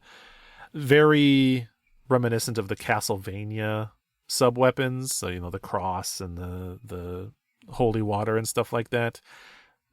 I guess actually, ironically, neither of those two are in the game, but you'll find axes that you throw, or daggers that you can throw out, or a whole bunch of weird ones too. You get like a motorcycle or something. I don't even fully understand what it is. It's like it's almost like a bicycle that has a lance on it, almost like you're jousting. That's how I imagined it. And you can ram into enemies with it. So, yeah. I think my favorite one of those is there's like this one you can throw out a little like teleporter pad, and then when you teleport to it, it explodes. I think that one's really good, really good for getting like behind enemies and stuff. Yeah. Yes. And maybe you want to wait to this, Steve, but I am interested. We don't even have to talk about like yet, if you don't want to, like all the different sub weapons. If you want to talk about specific ones at some point, I do wonder though, how often did each of you use sub-weapons? Like, would you say that you were a avid sub-weapon user, or you used them when you had to? I will say, I don't want to spoil too much for people, but so I'll be a little vague. I think you'll probably know what I'm talking about. I had a couple that I preferred. Like, I liked the one where you shoot out two bombs, and when they connect, they create an explosion at the connection point. That one felt very strong to me. Yeah. But something I did not love is that there is one sub-weapon that has primary utility out of combat. You use it for something else, to do something around the world. And so I often felt like I just had to keep that one in my sub-weapon slot, because I was like, well, I don't want to miss out on the opportunity to use this thing when situations come up. So for a good chunk of the game, until I had upgrades and systems that let me be more flexible again, I just had that one in my sub-weapon slot. Which I wish that they had not made that one in particular a sub-weapon, and instead had just made it like a thing, like a context-sensitive prompt or something. Yeah. Josh, did you use sub-weapons pretty often in combat? I'll say what ended up happening for me, this is very similar to like Silk Song and stuff like that, where it's like I've died on this boss like 4 times. I don't have anything to really like any sub weapons left, because you lose them when you die. So it's like, well, I'm kind of screwed. I'm just gonna try to poke this guy with my mace a bunch of times and just dodge well. You know what's funny is like what I end up on the bosses in this game a lot for the difficulty is like I'll get my ass kicked initially, but by the time you get like a revive, I don't have to use the revive on like most bosses. I just like do it without like getting enough damage to like die all the way, because you get enough vials and stuff later on. Like you get powerful as you play the game, which yeah. I think the game, honestly, it's still challenging near the end. I don't know if you want to get to difficulty, but when you first start, this game feels very punishing, but once you get through a couple of the areas, you're like, oh, this isn't bad. And then you're like, by the time you get to the end, you're like, I kind of feel like a badass, and like anything isn't really going to stand a chance against me by the end, you know? So, yeah, I agree with that difficulty curve for sure. What about you, Seth? Did you use the sub weapons a lot or no? No, I almost exclusively didn't use sub weapons until I got to points at the end of the game where I was like, why am I not? This is stupid. I should be. And it makes... we've already talked about a few, and I feel like if people haven't listened, there certain specific sub-weapons you're probably not going to remember if you then go to play. Yeah. So there is a green one that lets you dodge through enemies, which I'm a big fan of the dodge. Give me iframes. I love them. So towards the end of the game, I was spamming that thing to just zap my way through bosses and then get on the other side and wreck them. But early on, I treated sub-weapons I shouldn't have, and I've done this in Castlevania games before too, where I'm like, nope, this is a finite resource. I can't use them, even though you literally find jewels, which are what power sub-weapons. You find them constantly. You are pretty much always at max sub-weapon ammo the whole game. Which makes it feel like, why did they make it expendable? That's a gripe. Just give it a cooldown timer like a skill, right? Yeah. Or when I die, restore it. Yeah, and then, to your point, it's like, oh, every second or two, give me another jewel, right? And then I can still upgrade the cap amount. But like going around and farming felt kind of silly. Like when I would die and I just go do that for a little bit just to get as many jewels as I can, then move on. Or there are other ways to get jewels later on. But yeah, because of that, I get a little, I'm gonna hoard all these just in case I need them, and then I never use them. So towards the end, they are strong. I mean, a lot of the sub weapons are quite strong, can help you a lot. But unfortunately, I played the game mostly like a Zelda game, where I'm just like, I got a sword, I'm stabbing stuff. So that makes sense. Yeah, the general game design tip. I understand that it can be used to, like, you know, add tension, add stakes to the situation, make a situation feel even more hopeless, so that when you overcome it, it feels that much better. But I usually don't like in a game any system where you have the most resources the first time you come to a boss, because that's the time you're most likely to die, because you don't know any of their attacks or what to expect. And then you lose all those resources on every subsequent fight. It's like, why did I even have...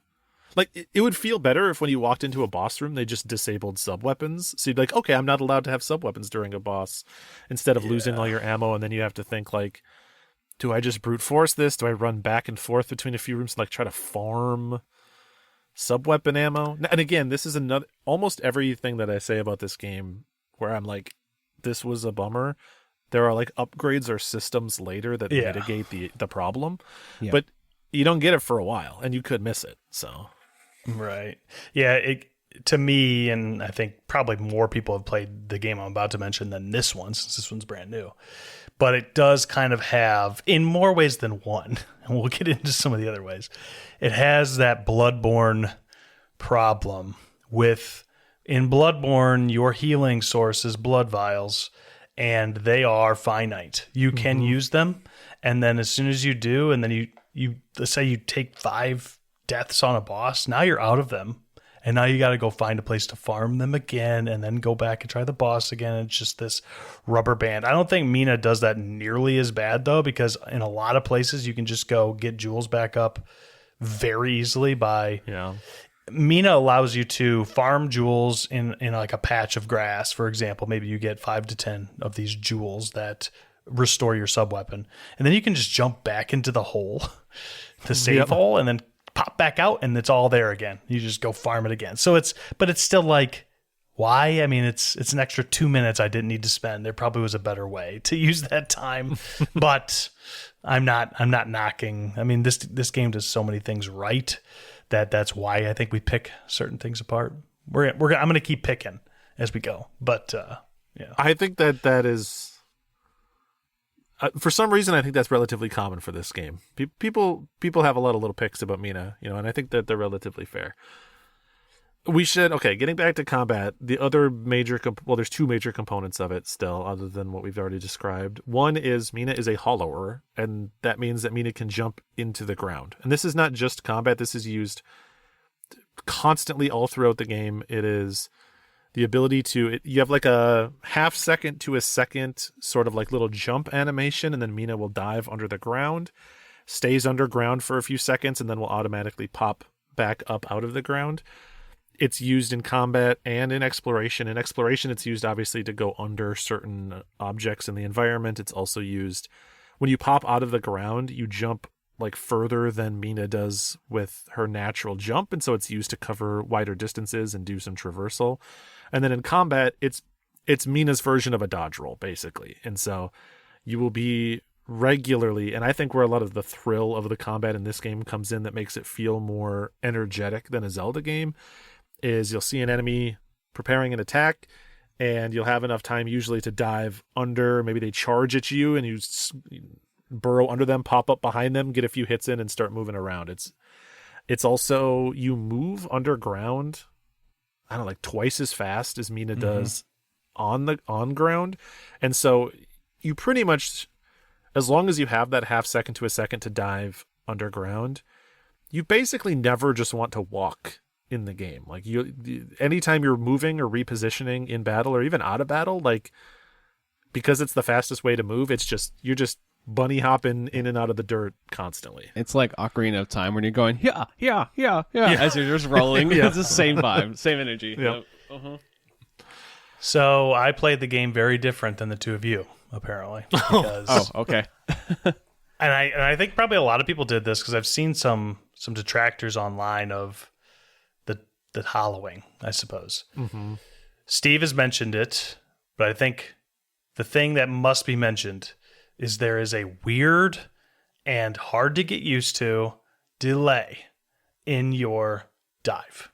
And it's intentional, and I'm not mad about it, but oh my God, does it just take, an hour plus to really nail that thing down? Or in my case, maybe more than 24 hours, because I found ways around burrowing.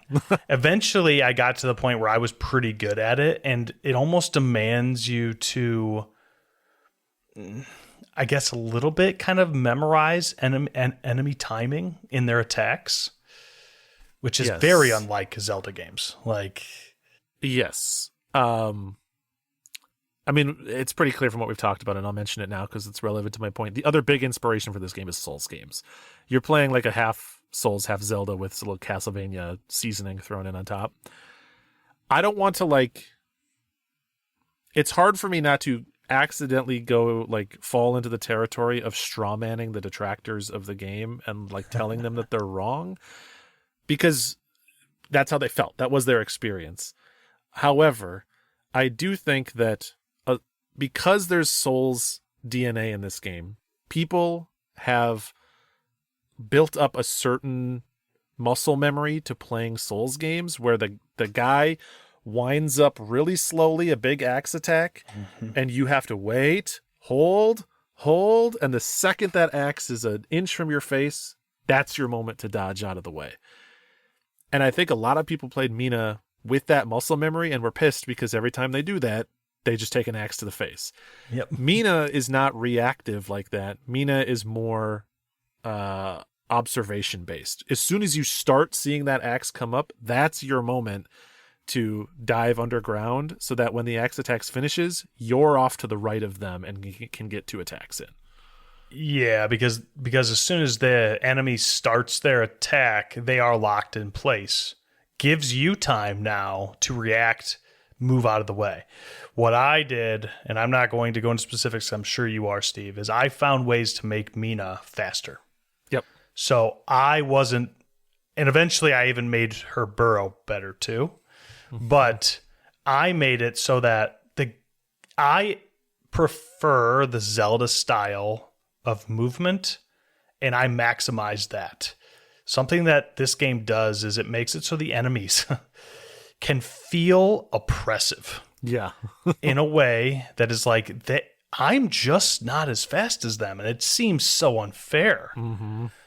Yep. So it eventually forces you into a play style that is, like you said, it's planning for that speed and moving around it, getting to a point that's better, or making Mina faster, which you can do, or getting good at burrowing. And once you've done that and climbed that hill, the game smooths out a lot, I suppose. Yes. But we can get there.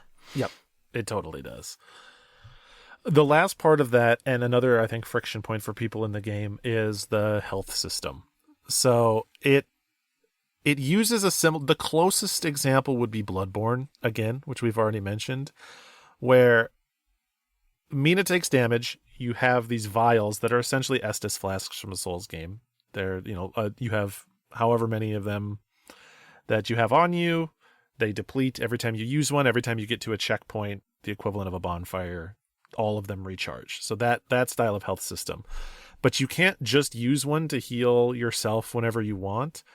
Instead, your health bar has two colors, red and orange.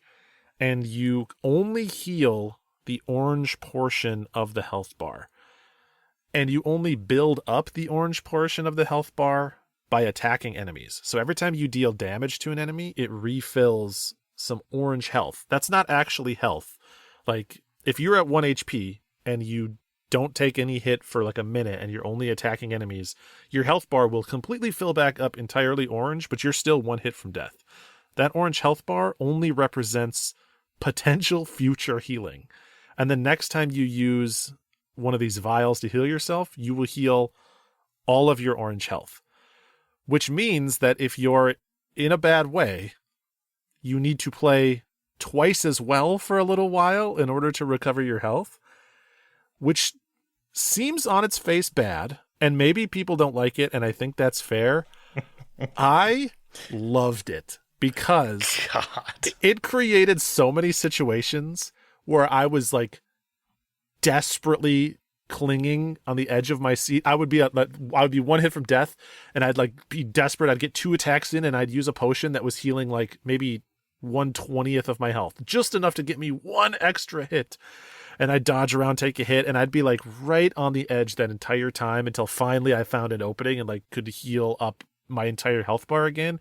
And suddenly I'm all the way back in the fight, and it's like I never took damage at all. It creates a really tense risk reward that when you're riding that line, adrenaline pumped, but like when you're just getting bodied by enemies, it's like they beat you up and then you can't heal anything because you never get a hit in edgewise, and then you just die. So I think probably one of the more divisive choices that the game has made. Seth, why do you hate it? I've got thoughts about this, but I was going to wait for Josh. Okay, I like it. I think I agree with Steve on this one.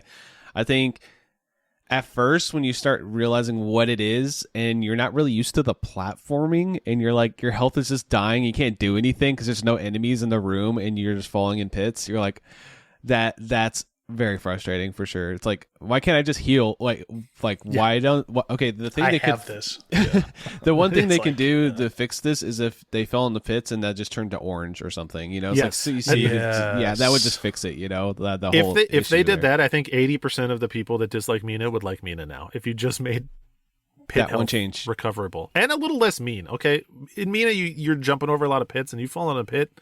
Take a big chunk of your health from that pit, and the checkpoints for pits, like they'll put you far back in a room. They're not afraid of it. They basically put you at the front of that screen, and that could be 2 minutes ago where you jumped like 50 times. It's like, oh You're my like, God, I got to do dang. all this again. Okay, let's try this. Let's not screw up this time. Yeah. That's my Anyways. biggest complaint with that. But yeah. And go ahead. Seth, why do you love it? I want to hear all about why you love this system. There, and Josh just touched on one thing, but there are truly only two things in this game that I actively dislike. One, pits.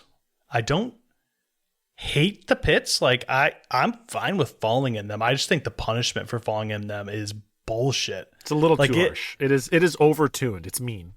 It is so mean. And here's the thing.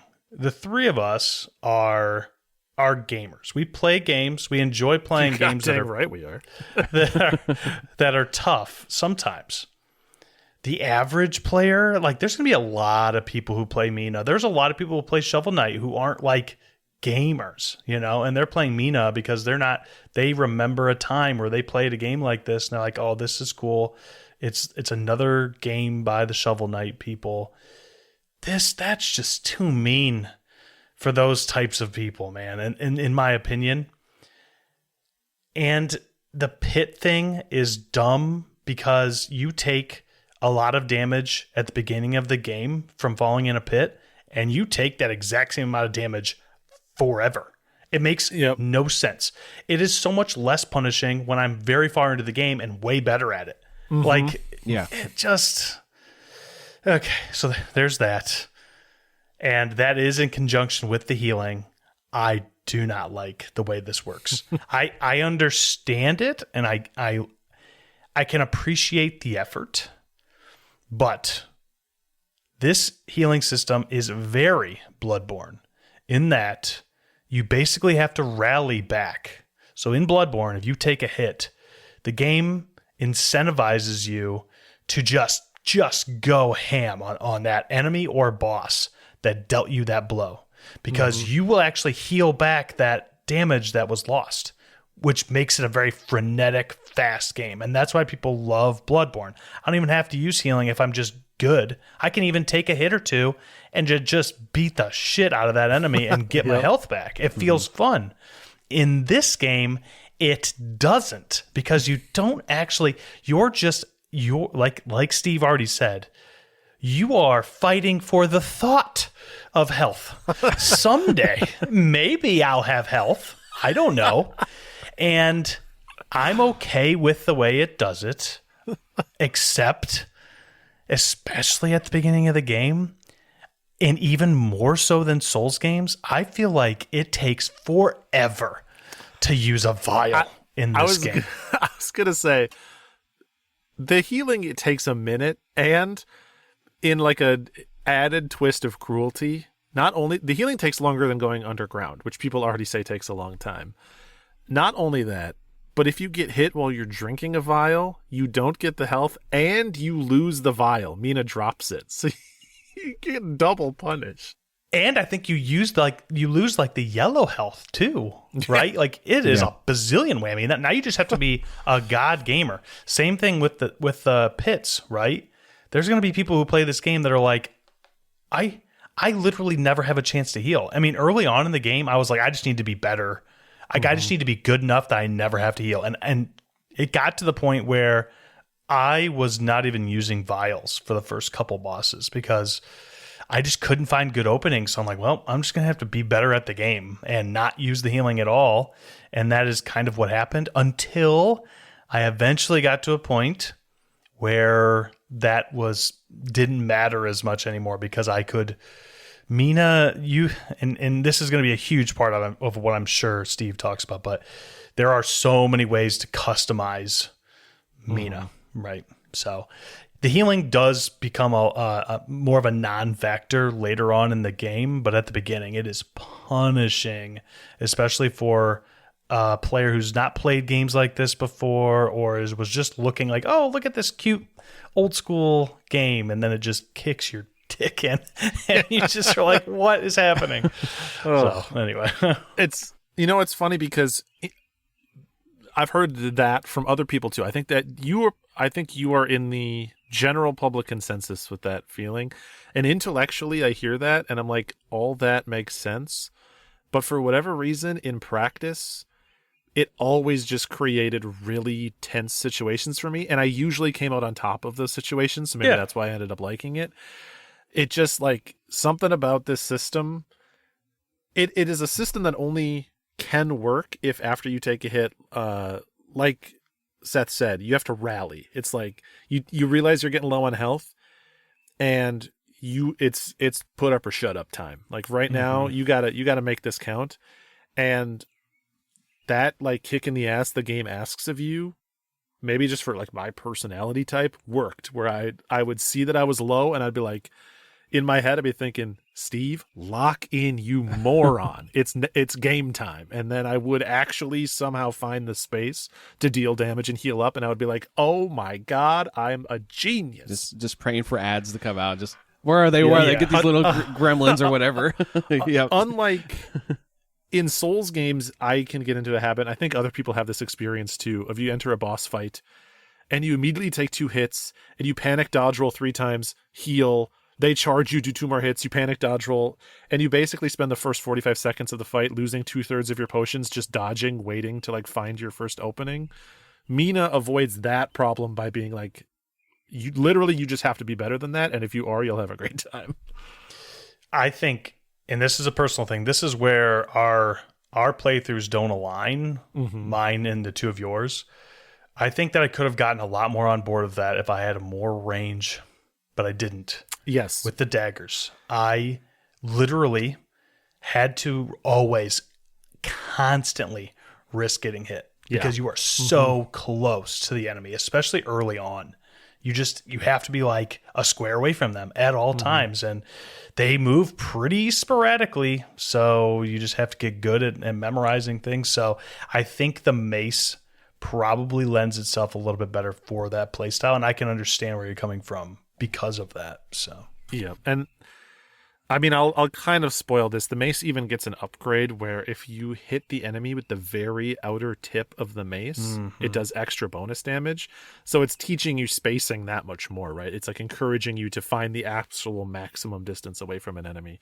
I used the daggers briefly, and they have like a pushback, like a knockback, like you attack and you scoot backwards a little bit, and that just did not feel good to me. The mace does not have that. You are locked in place as you attack.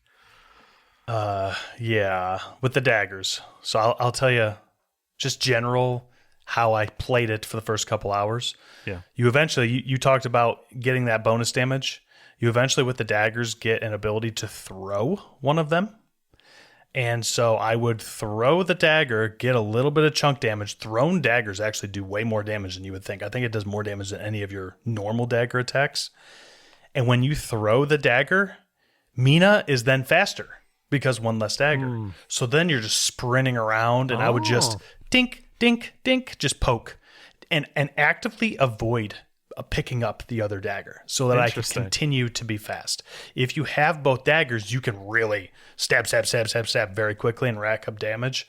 But I wasn't strong enough early on to really make full use of that. Plus, I didn't have enough health. So early on, I was like, throw the dagger away. I don't even really care if I hit anything. And then I'm just sprinting. I'm just like, dang. I love that. Yeah, just very different gameplay, which is give credit to the game for allowing for insane amount of variety in gameplay. Yes, that is true across many aspects of Mina. It is a tremendously customizable game.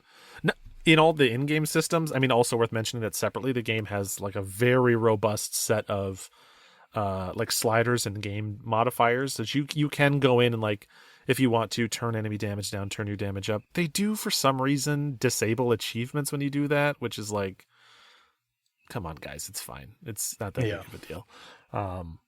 But otherwise, if you're the type of person who doesn't care about achievements, like a normal, good, healthy, functioning adult, unlike us, you just go in and tweak the damage to whatever you find comfortable. I didn't actually end up messing with those settings at all so far. So I was like, neither did I. If I ever get stuck to the where it's like, so for me, it's like if I got stuck to where I'm like so frustrated by something, I would think about it, but I doubt I'm going to end up even messing with them at all. I just think the game gets easier by the end to where you're like, it's still challenging, but I'll just memorize the patterns for like 3 or 4 more runs, and I'll get this boss. It's not like the end of the world. Yeah. Yep. Yeah. If you don't turn them on in the first 3 hours, I would bet 90% of people will not turn them on from that point forward. Yeah. I was actually talking to Michelle, our friend Petey, and she's like, "Oh yeah, I turned them on right away." And I was like, I get it. It really starts out, and I think she had heard from Pam because Pam turned them on too. But I told her, and I would recommend to anyone listening to this who has not played Mina yet, try not to, because after you've gotten a couple hours in, now you all of a sudden don't need them anymore, except you don't get achievements now. It's a weird thing. I would attempt to just slog your way through the first couple hours and don't touch that stuff and just see how you do. Exactly. You do level up over the course of the game, so we're talking about the game progressively, the difficulty curve maybe smoothing out a bit as you play. Part of that is because Mina does level up. As you defeat enemies, you get bones, or hidden throughout the world and buried underground, you'll also find bones. You'll have a certain bone threshold where when you hit the bone threshold, when you enter the bone zone, you can then choose to level up one of your stats. So like at the start of the game, it's like 300. Once you hit 300 bones that you carry, then it will bring up the level up screen and you can choose, do I want to level up my attack, my defense, my sub-weapon damage, or interestingly, you have a second currency, which I think is bone dust. I forget what it is. Yeah, one's green and one's orange. Bone dust, which lets you basically save the bones for that level up for a future level up. And that's relevant because every time you upgrade a stat, the next increase costs more, but the level up threshold is going to be for your low stat.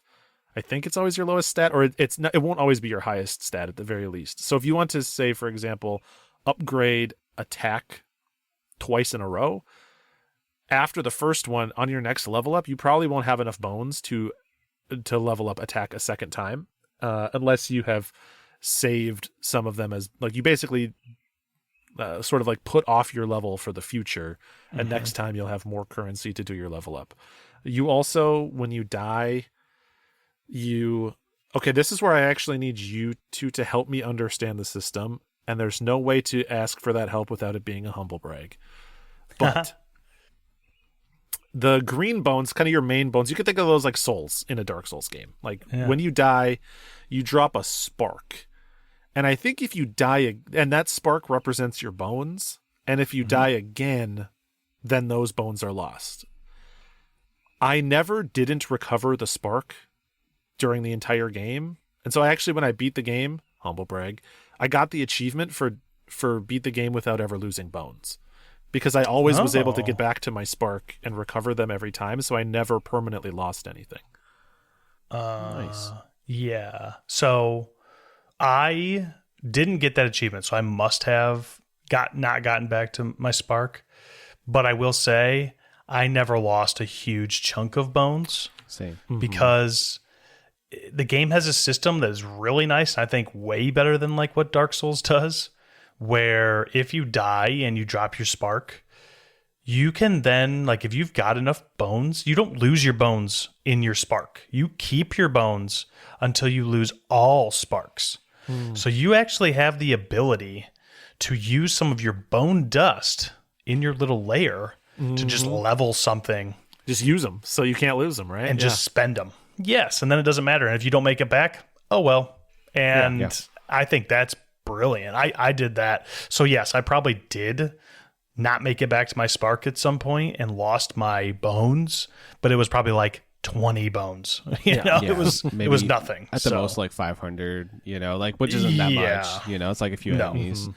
Right. And then of course you get more sparks too. You got that ability to do that. So it's like by the end of the game you're like sitting deep with plenty of sparks, so you don't have to worry about it. Or you're Steve and just God Gamer that never dies. So, Honestly, I think it's because I feared this. I thought the system was more oppressive than it was. Relatively early, you can get a trinket, which we'll talk about trinkets in a little bit, but they're like equipable things that give you extra passive abilities. One of them makes it so that you get one extra spark and you don't need to kill an enemy that absorbed your... Because when you lose a spark, an enemy can absorb it, and you have to kill them to get that spark back. But the trinket makes it so you only have to attack them. You don't have to kill them. And so I often had that trinket equipped because I thought it was like Dark Souls where like that was my souls, they'd be gone forever. And I was like, oh, so I can make it so I'm basically like in a boss fight, for example, I'm always going to get one attack in. So I'm just guaranteed to never lose my souls in a boss fight or my bones. And so you usually had that trinket equipped in my build out of like an abundance of caution that I guess ended up paying off. But like, it sounds like I was fearing it. Of all the systems in Mina, that wasn't even the oppressive one. And yet that was the one that I was afraid of. Well, I mean, you're probably going for the platinum, so that helps you out. You don't have to play through the entire game again, you know? It does, system. Yeah. Which side note? Absurd platinum in this game. Like he has to play through the game a lot of times. Yeah, there's it's like never mind. There's trophies for beat the game a new game plus, beat the game never losing bones, beat the game never entering the underlab, beat the game never using a shop, beat the game with hard modifiers equipped, beat the game with weird modifiers equipped, beat the game low percent, and probably like 2 or 3 others. Like there's like a speed run. There's like 10 beat the game achievements. Josh, you have to beat the game in under 4 hours, dude. I can't even fathom. I mean, I would have to watch a video. I don't know how that could be done. I mean, obviously it can be done, but geez, that would not be easy. Yeah. I'll go for it. Don't worry about it. I'll let you know how the experience is. I do think this game's replayable though, because of the way everything's built. Like, I'm definitely, this is one. Like, obviously, we all really love this game. That's why we're doing, like, an in-depth review right now. I could see myself revisiting this after I beat it, like, in a year or something. Like, I'm just feeling Mina right now. Like, I want to just try it out with the daggers or whatever, you know, so. Yep, I agree. This is going to be one of those games that has, like, a 20% platinum rate, and it's like, that's bullshit. But you know everyone's going to get it because they just want to. So it's a bunch of masochists. Yes, absolutely.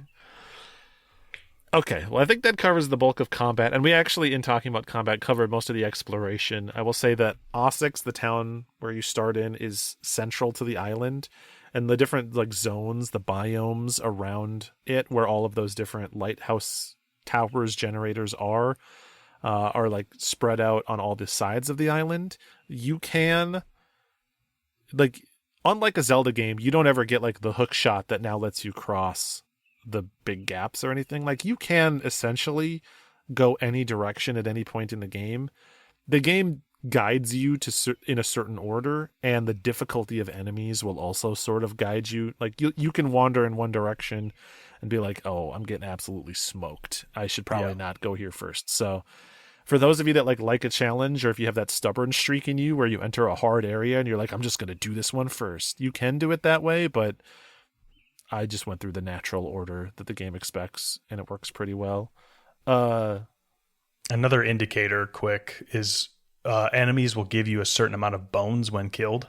Yeah. So if you go in the direction where they're giving you like 3 and not in the direction where they're giving you like 50, you should probably go with a 3-way. Like that's obviously easier, right? So very much so. As you explore the island, there aren't really dungeons like there are in a Zelda game. You know, you think in a Zelda game you explore the overworld till you hit a dungeon and then you enter the dungeon. Usually in Mina it's like 2 connected areas, one after the other, that gets you to one of these, like a boss and then a generator. It feels almost like just exploring the overworld for a long time and then suddenly you're at the end. You never like enter into a temple or something like that. But there are definitely themed zones, and most of the zones surrounding a generator will have like one unique way that they kind of interact with or modify the burrow system. So like one area might have areas that you can't burrow underground and areas where you can, or another area has like these, like the ice area has spots where when you burrow under the ice, you have to keep burrowing in that direction until you hit something or hit a pit, right? And so they do a good job of making it so that even though you're not getting new tools, it's using your limited move set in different interesting ways. But because of that, this is one of those games where if you know where to go and what to do, you could do whatever you want, whenever you wanted to. You could start the game and run in any direction and be totally fine. In terms of different areas, you mentioned they don't have like you're in a dungeon, which is true. But I think you almost always get like a unique artwork of Mina like looking up Yes. at the tower. So you're like, oh, I'm here, right? Yep. I'm going towards my objective. So Yeah, that'd be like the loose quote unquote dungeon, even though you don't really go into one, right? I guess. Right. You know you're in the area where you're supposed to be to get the tower. Yeah. Exactly. You get to the end, you'll fight a boss. When you do fight the boss, you'll get, like, as is Zelda game tradition, you get a little bit of max health upgrade from it. And then before you can actually light the generator, you have to do these tower climb sequences, which are, for my money, the worst part of the game. Like, they're weird. They have this pseudo 3D, like something from maybe like the Sega Genesis or Super Nintendo. And the way you play them is Mina like hooks herself up to like an auto belay as if you're going to go rock climbing. And you ascend up the tower with like a spark wall chasing you. And you need to like avoid enemies and get out of the way of walls and find the way up and avoid obstacles. But every so often dotted around, and you have a map that shows you where they are coming up ahead of you, but dotted around are these like holes that when you jump into, it lets out a little energy burst, which lowers the spark wall that's chasing you. So it's sort of like you frantically trying to figure out your way up, jump into the holes when you find them, and just stay ahead of the spark wall. But if the spark wall hits you, you fall all the way back down to the bottom. You'll lose all the bones you collected to that point and have to start all the way from the beginning. And the controls are just like loose and squishy in these in a way that they're not in the rest of the game. The rest of the game I feel like is very tight and precise. But these just, they feel kind of gross, I won't lie. Not a fan. It's okay. Yeah. Every time I got to one, it felt like I had to do homework. I wasn't mad, but I was like, I just have to get this out of the way to get back to the fun part. Yeah. Or it's almost like extra credit. The teacher gave you extra credit and you're like, hey, I could get an extra 5% if I do this thing I really don't want to do. Except for it's mandatory. You must do it. Yeah. I take back what I said about hating 2 things in this game. I hate 3 things in this game. And this is the other thing. Because it felt, what it really is like, it's a bone collecting mini game. Yeah. When you get hit by the spark, you lose all the bones that you had gotten to that point. You fall back down. You have to restart. It doesn't, there's nothing on the way up. There's going to be bones. You can burrow in, get them. And then once you reach the top, all the bones that you got, you get to convert them into bone dust. And that's cool. And all the other bones you have on you. But that's literally all it is. And I feel like the game would have been fine without it. I didn't need to do that. Again, not to design the game for them. Instead of knocking me all the way back to the bottom of the tower, take away 1/4 of the bones I've collected so far if the spark wall hits me. So that if I do bad, I get to the top and I just have less bones. And you can also choose when you get to the top, you can choose to do it again. Like you don't have to. Didn't even know that. I would never do that. No, I know. Me neither. Yeah. But like if you are like, oh, I'm going to get as many bones as possible, you can if you want to. I don't know what kind of person you are, but whatever. I almost was like, oh, do you not care about getting bones? Okay, then just press this button and zap to the top and move about your so. And it's small potatoes. If you do a pie chart of all the gameplay of Mina, this is probably like maybe 2% of the total time you spend in the game. It is not much, but it is also... I think they thought it visually looked cool and maybe it just didn't play as well as it could. But like... Josh, I'm like you, where I'm like... I'm indifferent. I always feel this way about games. This is just more of a me personality thing where I know people... A lot of people, actually, that will do something like the tower sequences, and they'll be like, oh, I hated them. It ruined Mina for me. Oh, it didn't ruin it. And I'm just the type of person that's like, I just had to do the kind of annoying thing to get back to the cool thing, and then I was just like, whatever. I moved on. I mean, I did it because I like the little cutscene at the top, and then you usually get some story stuff, and it looks very moody and epic. So you're like, okay, well, at least there's a little bit of a payoff for that. Yeah, but... It's fine. I just kind of like I kind of just blink my eye, like my eyes gloss over a little bit. I get through it, and then I'm at the top. It's fine, So and again, sorry to straw man the listener if they didn't like this game. Like if you hate the towers and that ruined your experience, that's fine. I'm not trying to say that you're wrong. Just trying to say that in my head I don't agree. I mean, being a hater of the towers that I am, I can confidently say I ignore that part and appreciate the game for what it is outside of that. I don't like it, but that's not Mina the Hollower. So, yeah. Exactly. And then, so yeah, you'll do that. You'll go to the different areas. As you explore around the world, you will, of course, find all kinds of different hidden collectibles and things.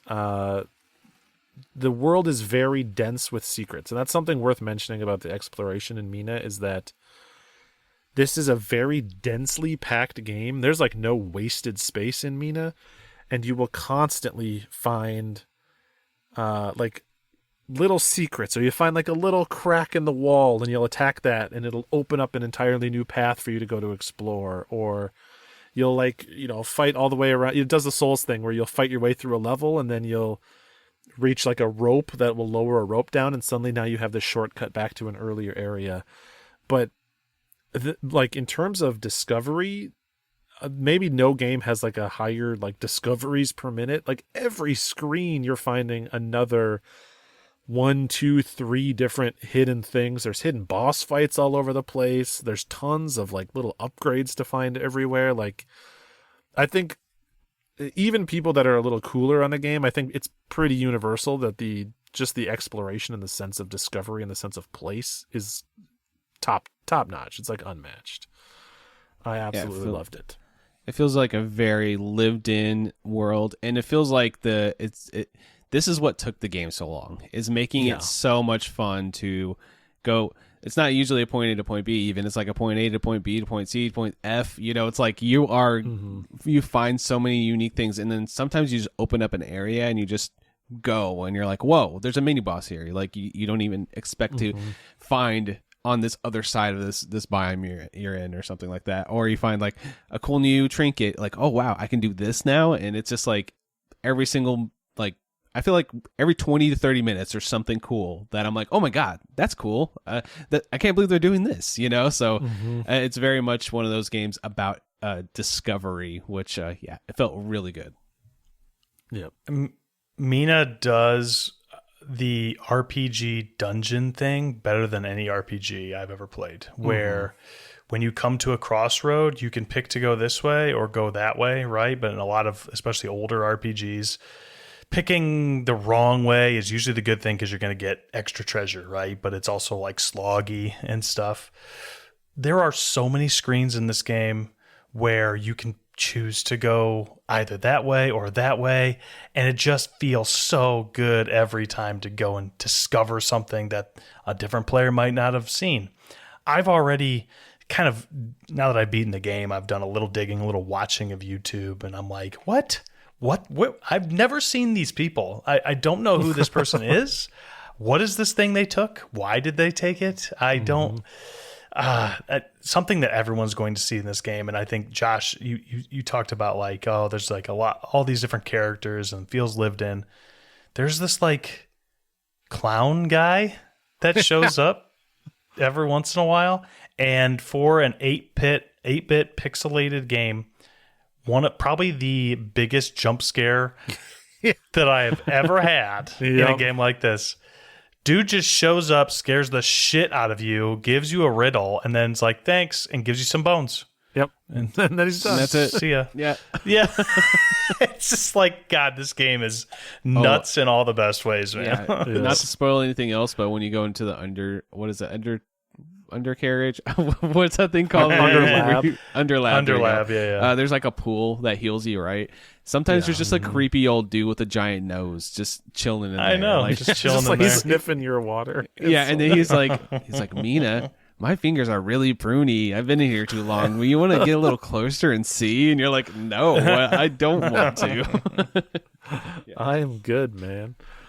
But yes, I agree. Always new directions to explore. Also, you feel like you have a good eye for hunting the secrets because it'll be like a big obvious crack or like a unique object. But so often I would be going through an area for like the 3rd, 4th, 5th time and only then see a like little hidden side bit of wall to attack. And even though I thought like this area I've completely squeezed clean of collectibles. I know this area front and back. I would still find stuff that would like open up like 4 more screens of discovery. So there's so much to find and do, and just like the general movement around and the puzzle solving as you navigate the world is really fun.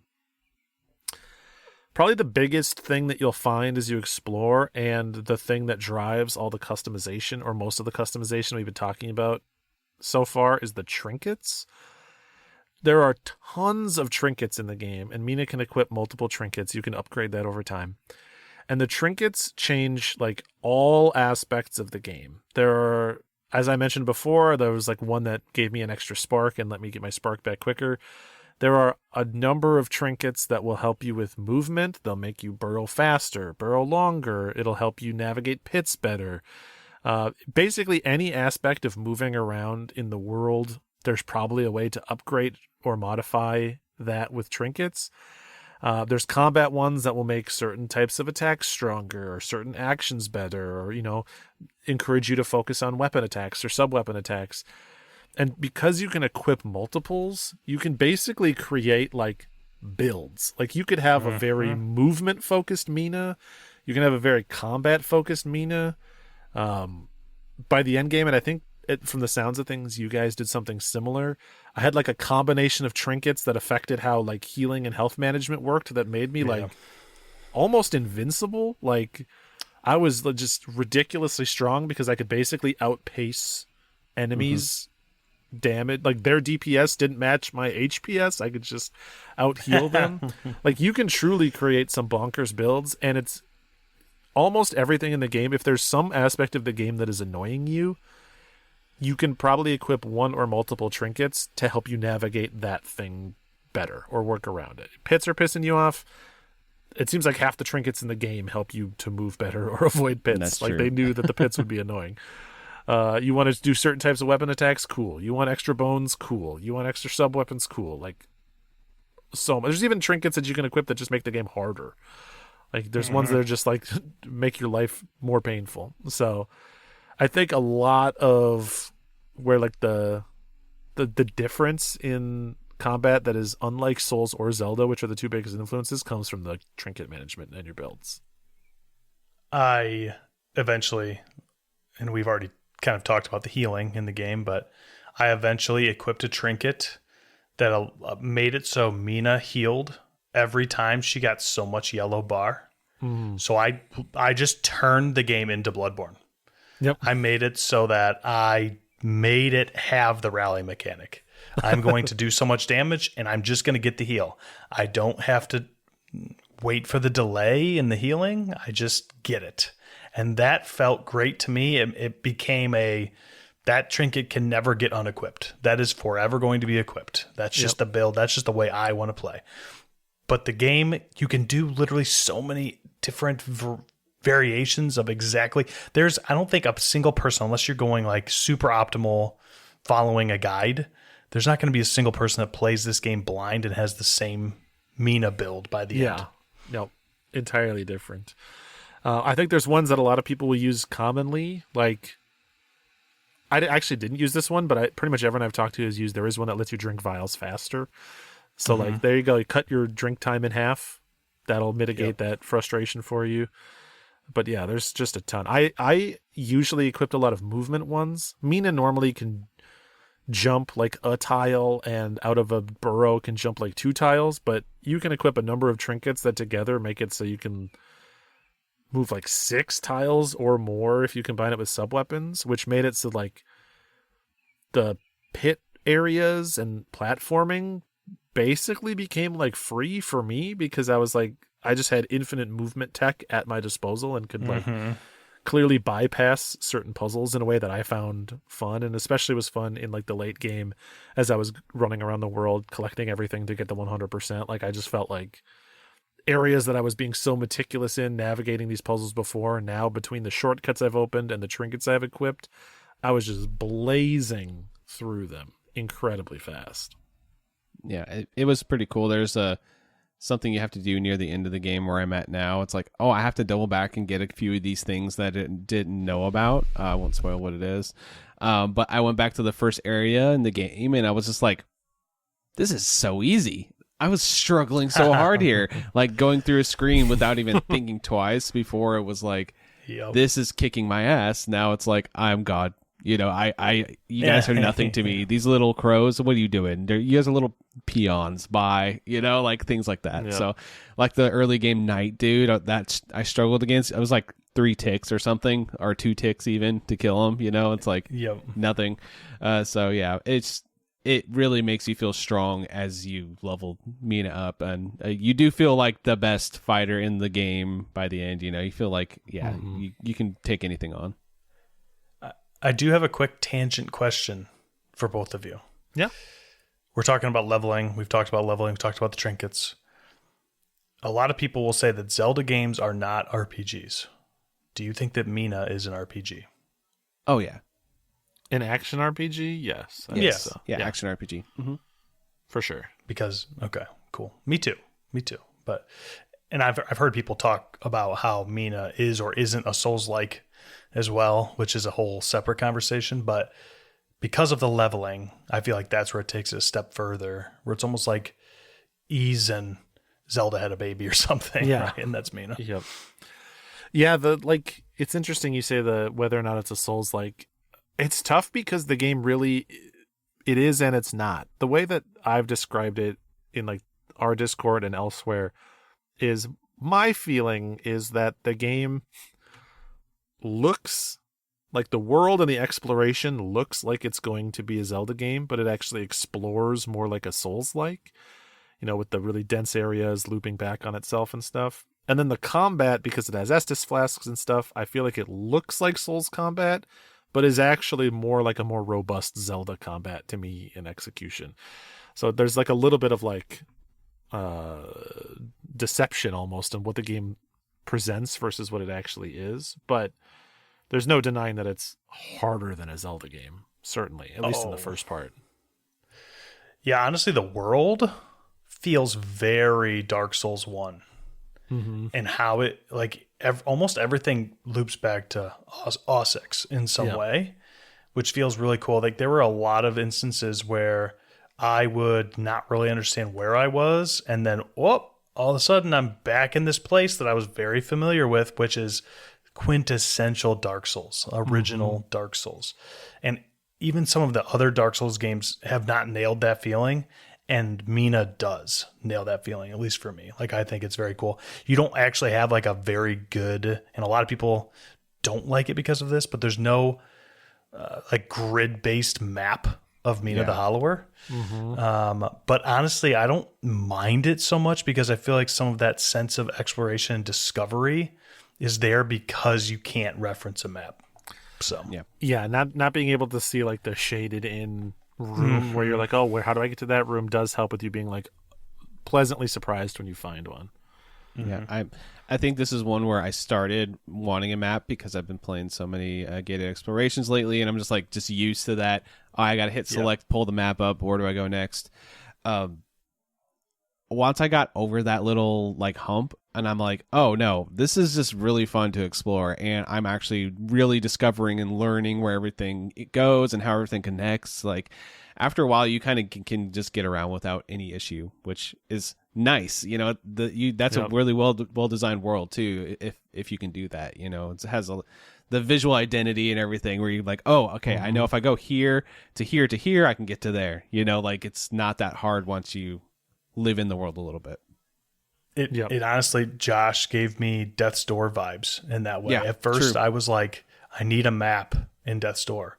And then eventually you don't, because you realize that I just can visually identify things, and it's actually more fun to explore without a map sometimes. Like, it's just, you're paving your own way, and your map's up here, right? Like, you don't necessarily need a hard map. Honestly, this game has a lot of similarities to Death's Door, like in general. Yeah, it does. Yeah, it really does. It does. Yeah. That makes me excited for when we get to the conclusion here in my inevitable playthrough of Death's Door. Mm-hmm. So I originally had a section for difficulty. I do feel like we've covered a lot of it as we've talked through, but is there anything else about the difficulty curve or the general difficulty of the game that either of you want to call out? I think we already mentioned it a little bit, but nail it home, I suppose. I think that one of this game's biggest weaknesses is how it starts. I understand why it starts that way. To me, it feels like it's so hard at the beginning because it's very open. It allows you to go in whatever direction you want. And the only way for that to happen is if, hey, maybe one person finds a trinket that helps a lot in the situation that another person won't find. Mm-hmm. So I understand, like, the balancing at the start of the game is really hard to nail down when there's so much customization at the end. Mm-hmm. I think that that's kind of what I've reasoned with myself as to why this game has such a rough and tumble start. But once you get past those first couple hours, you won't forget, because I didn't forget. But you'll be able to look back and be like, I understand why it was so hard to start. That's just my only suggestion for people, is stick it out. I've actually said that to people in the Discord in our Mina the Hollower thread. Like, yeah, it does start tough, and I was complaining a lot.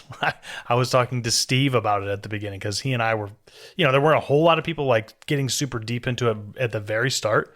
Josh was talking, we were talking about it too, and amongst the three of us, like, God, this game just is so punishing, and it just sucks at the beginning. Like, at least I just thought in general, but that's not true.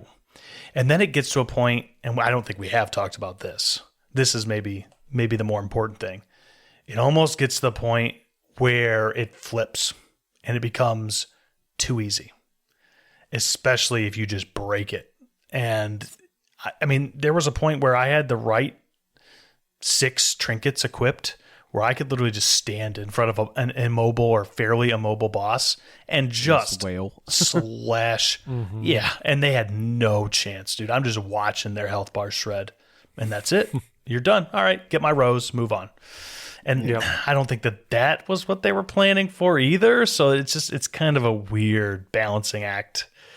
And I understand, with as much customization, you have 60 trinkets and so many sub-weapons, and everybody has freedom to play this game however they want. So it makes the difficulty feel strange, I guess, is the only way that I can put it.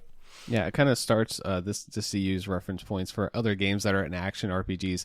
It starts like Path of Exile, where you got to be very intentional and it's very punishing, and then it ends like Diablo 3, where you have like, you're just clicking some bosses and they're just, their health is just melting. So that's kind of the curve there, right? So, yeah. Mm-hmm. And I think that is true even if you don't have a really overpowered build. So I think couple of my friends, including you, Seth, had a build by the end that made them just like an unstoppable wall of damage. Like, didn't have to try.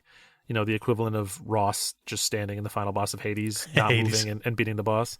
I still had to try, but even having more movement-focused trinkets and less combat-focused trinkets, I still, in the back half of the game, I don't think I ever died to a boss more than once. Like, maybe once, but usually not more than that, and I was able to get through them pretty quick for a variety of reasons. I had better trinkets, I had way more attack and defense, my health bar was a lot bigger, so whereas before I could only take 2 hits before I was dead, now I could take 5 or something like that. So, yes, it does get a lot easier. Now, the flip side that people don't often think about with damage modifiers is, if you're the type of person who's playing it and it feels too easy and you're overpowered, you can always unequip that build or increase the damage modifiers to get it back to a difficulty you enjoy. That pendulum does swing both ways.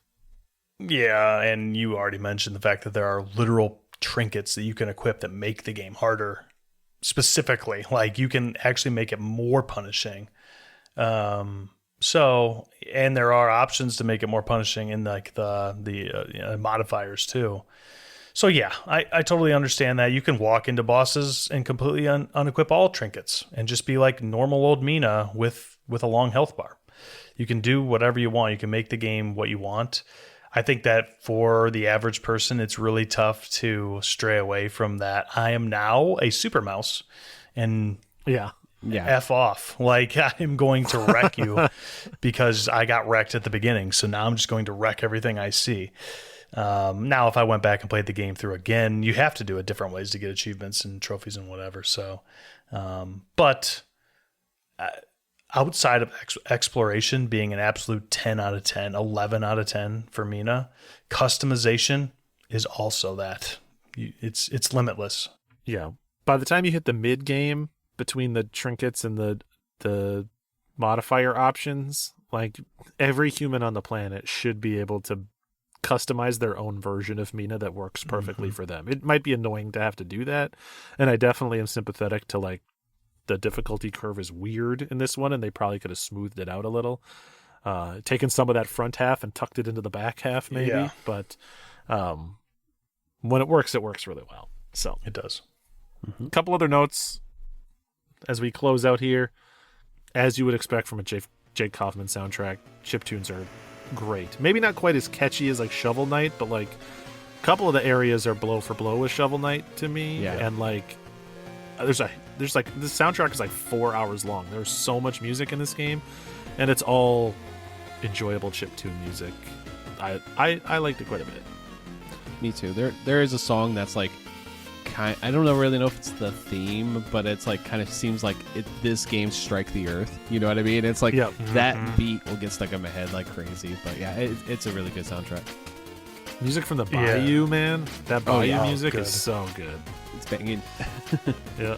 I like the Bayou music. I really like Septemberg music. Yep. I mean, it's all very, very good. It's going to be extremely hard for this to not be at or very near the top of best OSTs for this year. I mean, it's just, it's a banger. 4 straight hours of banger, to be honest. So quite enjoyable. Last note, unrelated to anything, but just to mention it. This game has like 3 different fast travel systems that all go to different places and in different ways. It's just weird. It's weird to fast travel around. You have to like remember which one of the fast travel systems gets me to this area and which part of the world does it drop me in, because the map won't tell me. It's like, it's usually just faster, at least I felt like it was faster to just run there on the overworld than it was to be like, I don't want to spoil what any of the fast travel systems are, but like, do I go to this one? Do I go to that one? Yeah. Yeah, I mean, very, very, very early on, you find out that there are little holes in the ground. I don't think that's that's super spoilery, but I will say that there is some backtracking if you aren't a god gamer and don't figure everything out as you go. And I 100% walked by all the holes that I could have taken. I don't know where they go. I don't remember. It was 4 hours ago, so I just walked the whole way again. Yep, exactly the same. All right. Well, any closing thoughts? Normally I'd ask you if you had any questions, but at this point, just anything that we didn't cover at this point that you want to get off your chest, Mina, before we place it on the quest log. High level. Josh, you're not quite there yet, but I think you kind of know where it's going. Yeah. And we don't have to spoil anything, but how did you feel about the overarching story? I have several thoughts on this. I think parts of the story are pretty interesting. Parts of it are wildly predictable. Like, from jump, you know exactly what's going to happen. Yeah. I also, and I don't want to spoil this for Josh, I thought it was a very interesting choice, the ending of this game. Like, the ending... We're going to talk about it, Josh, when you get there, because when I watched the ending, I was like, huh, okay. I thought the same thing. I was like, you'll see it soon, Josh, but like, so many of the choices you make are impactful, which is so cool. Like, it really is very cool, like all the choices that you make throughout the game and how they have some impact. But yeah, the story is weak. It's just kind of weak. I don't. Yeah. I mean, to me, you don't really play these games for that. I played Link's Awakening, and I'm not going to spoil that, but it isn't like groundbreaking. Like, it's a Mina's to an end, right? It's a Mina's to an end. Okay. Oh my god, sorry. I think it has good character moments. Like some It does, characters yes. are fun to talk to, and a couple of the characters I really like. But like the overall narrative, I could have within the first 2 hours of the game, I could have written down what the major beats of the story would be, and that they happen blow for blow. I mean, the game I don't even think is necessarily really even trying to hide it, but I won't spoil it for people. Yeah. All right. Well, with that, we basically just did an entire Mina review episode here. Like, We did. Yeah. Congrats to 'Cause you why all not? for getting your bonus Mina the Hollower review, but we all obviously had a lot to get off on our chest. Or to get off of our chest, not to get onto our chest. You get onto your chest at the start, the first 2 or 3 hours of the game, then it gets off your chest by the end. There you go. Yeah. No secret where I'm gonna put this on the quest log. I feel like Mina in 2026, I am the Josh of Silksong last year, where everyone's coming at Mina from a bunch of different directions, and I'm just like, I'm deflecting blows because I'm like, what are you talking about? This game rules. This game is awesome. No notes. Even the parts where I'm like, I see where you're coming from. I'm like, but it just didn't bother me. I was too busy having a great time. I would say this is my game of the year so far, like already. Like I haven't finished it, but I know it's going to be hard for it to be topped right now. Like I love this game too. And it's good that we all have we have little nitpicks like that means, but the things that are really good about the game overshadow those nitpicks so much that they're almost non-issues. I'm not going to be thinking about those little things I'm nitpicking now in a year when I think about Mina. I'm going to be like, no, that game ruled, because it does. So, yeah. I have mentioned to both of you before, and I think I mentioned on here before, that I've got a running list since I think 23 that just my games that I've played, beaten of that year, right? So that we can keep tally going forward and figure out. I always put the name of the game and where it falls on the quest log. Sometimes I just put NA if I don't bring it, or none of us bring it. For this one, I put Mina the Hollower, main quest, Steve, in parentheses. I've done that. I did that 2 weeks ago. Like I knew that's what was going to happen. Yes. I would also main quest it though. Yeah. So while I do have detractions, while there are things that I definitely don't like, lots of the things that I do like and that everyone should like shine through and make this a very, very good game. Yeah, easy main quest for me. I'm with you, Josh. So far, this is my front runner for the year. Now, I haven't played Elfie: A Sand Plan yet, so let's not make any bold statements that we're going to regret later. But yeah, I absolutely love my time with it. One of those games, it's always a good feeling when this happens to any of us, where after the first 3 hours, it had its hooks in me, and it was like every spare 20-minute chunk of my life I had, all the gaps of my life filled in with Mina the Hollower. Like, all I wanted to do was play it. I absolutely squeezed every drop out of the game that I could, got 100%, all the trinkets, all the collectibles, everything. Yeah, 100% just juiced it because I was having such a great time. And even to the point where at the end of the game, as I was going in about and like exploring areas to find the stuff I missed, I wasn't even like optimizing it. I think maybe because I was like subtly wanting to keep playing, where I'd go like into an area, I'd find like 2 treasures, and then I'd leave and I'd go like across the world to a different area, find a few treasures, leave again. So just having a great time. In conclusion, Mina the Hollower main quest, banger game, go play it. Awesome. Heck So yeah. we did bring 3 games to the show, surprisingly. So we had Psychroma for me, which is a very, very solid game I really enjoyed. That's a main quest. We had Elfie: A Sand Plan, which was a puzzle game with a few like caveats that Seth really still recommends and put it on a side quest. And then, of course, we all really love Mina, and that's the main quest of the show and pretty much a good majority of the show. So, yeah. We do have I saved this since last time. We have a campfire chat. Does somebody want to read it, or do you want? If anyone's interested, this was a YouTube comment. I will read it, or I'll do my best to read it. Yes. All right. This person says, "Hello, I'm Elf Springfield, a solo game developer from Japan. I've been listening to IndieQuest for about 2 years now, primarily to practice my English. I'm currently using an AI translation tool for this mail." And I'm going to say this is a great use of AI, in my opinion. Like, because it is actually allowing us to talk to each other, right? Mm-hmm. I listened to every episode at least 3 times, but even then, I'm not sure if I'm catching even 70% of it, which, that's okay. That's why the 4-hour episode at the end of the year, episode 127, was a real struggle for me. LOL.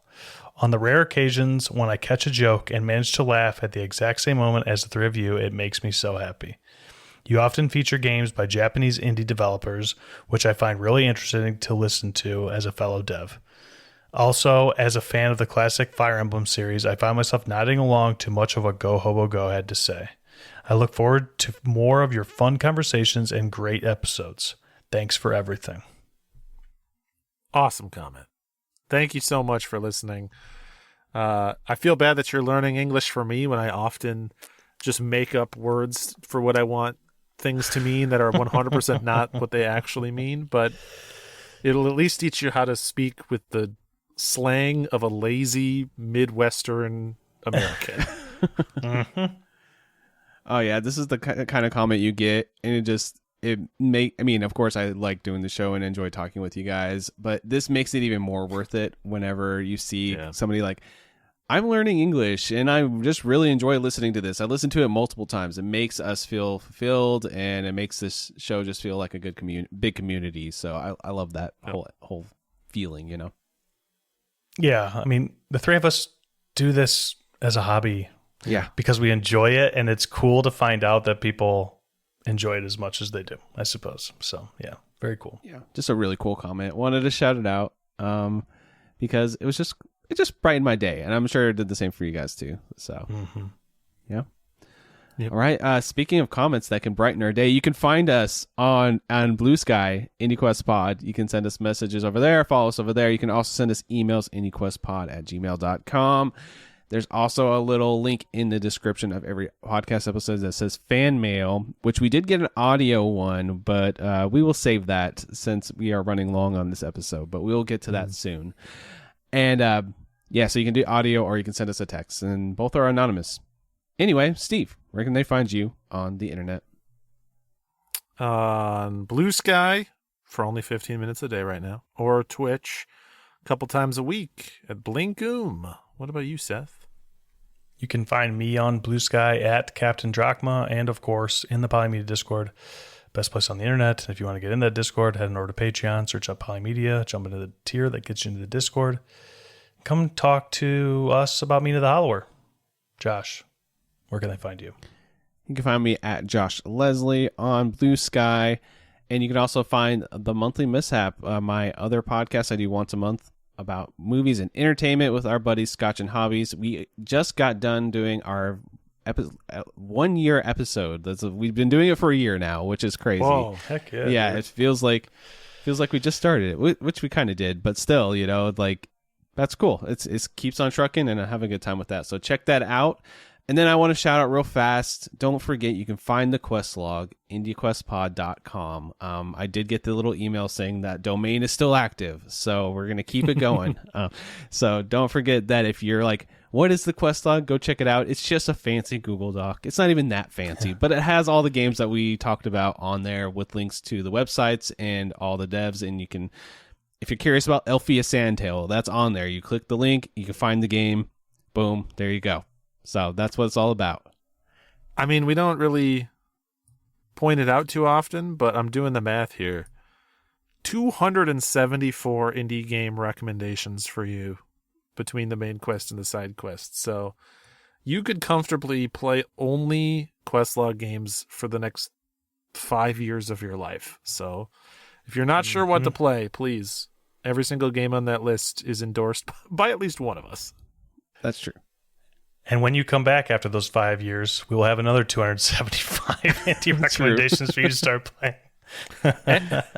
Anyone that can demonstrably prove that they have beaten every single questlog game, I will handwrite you a minimum 5-page thank you note, and I will mail it to an address of your choosing globally.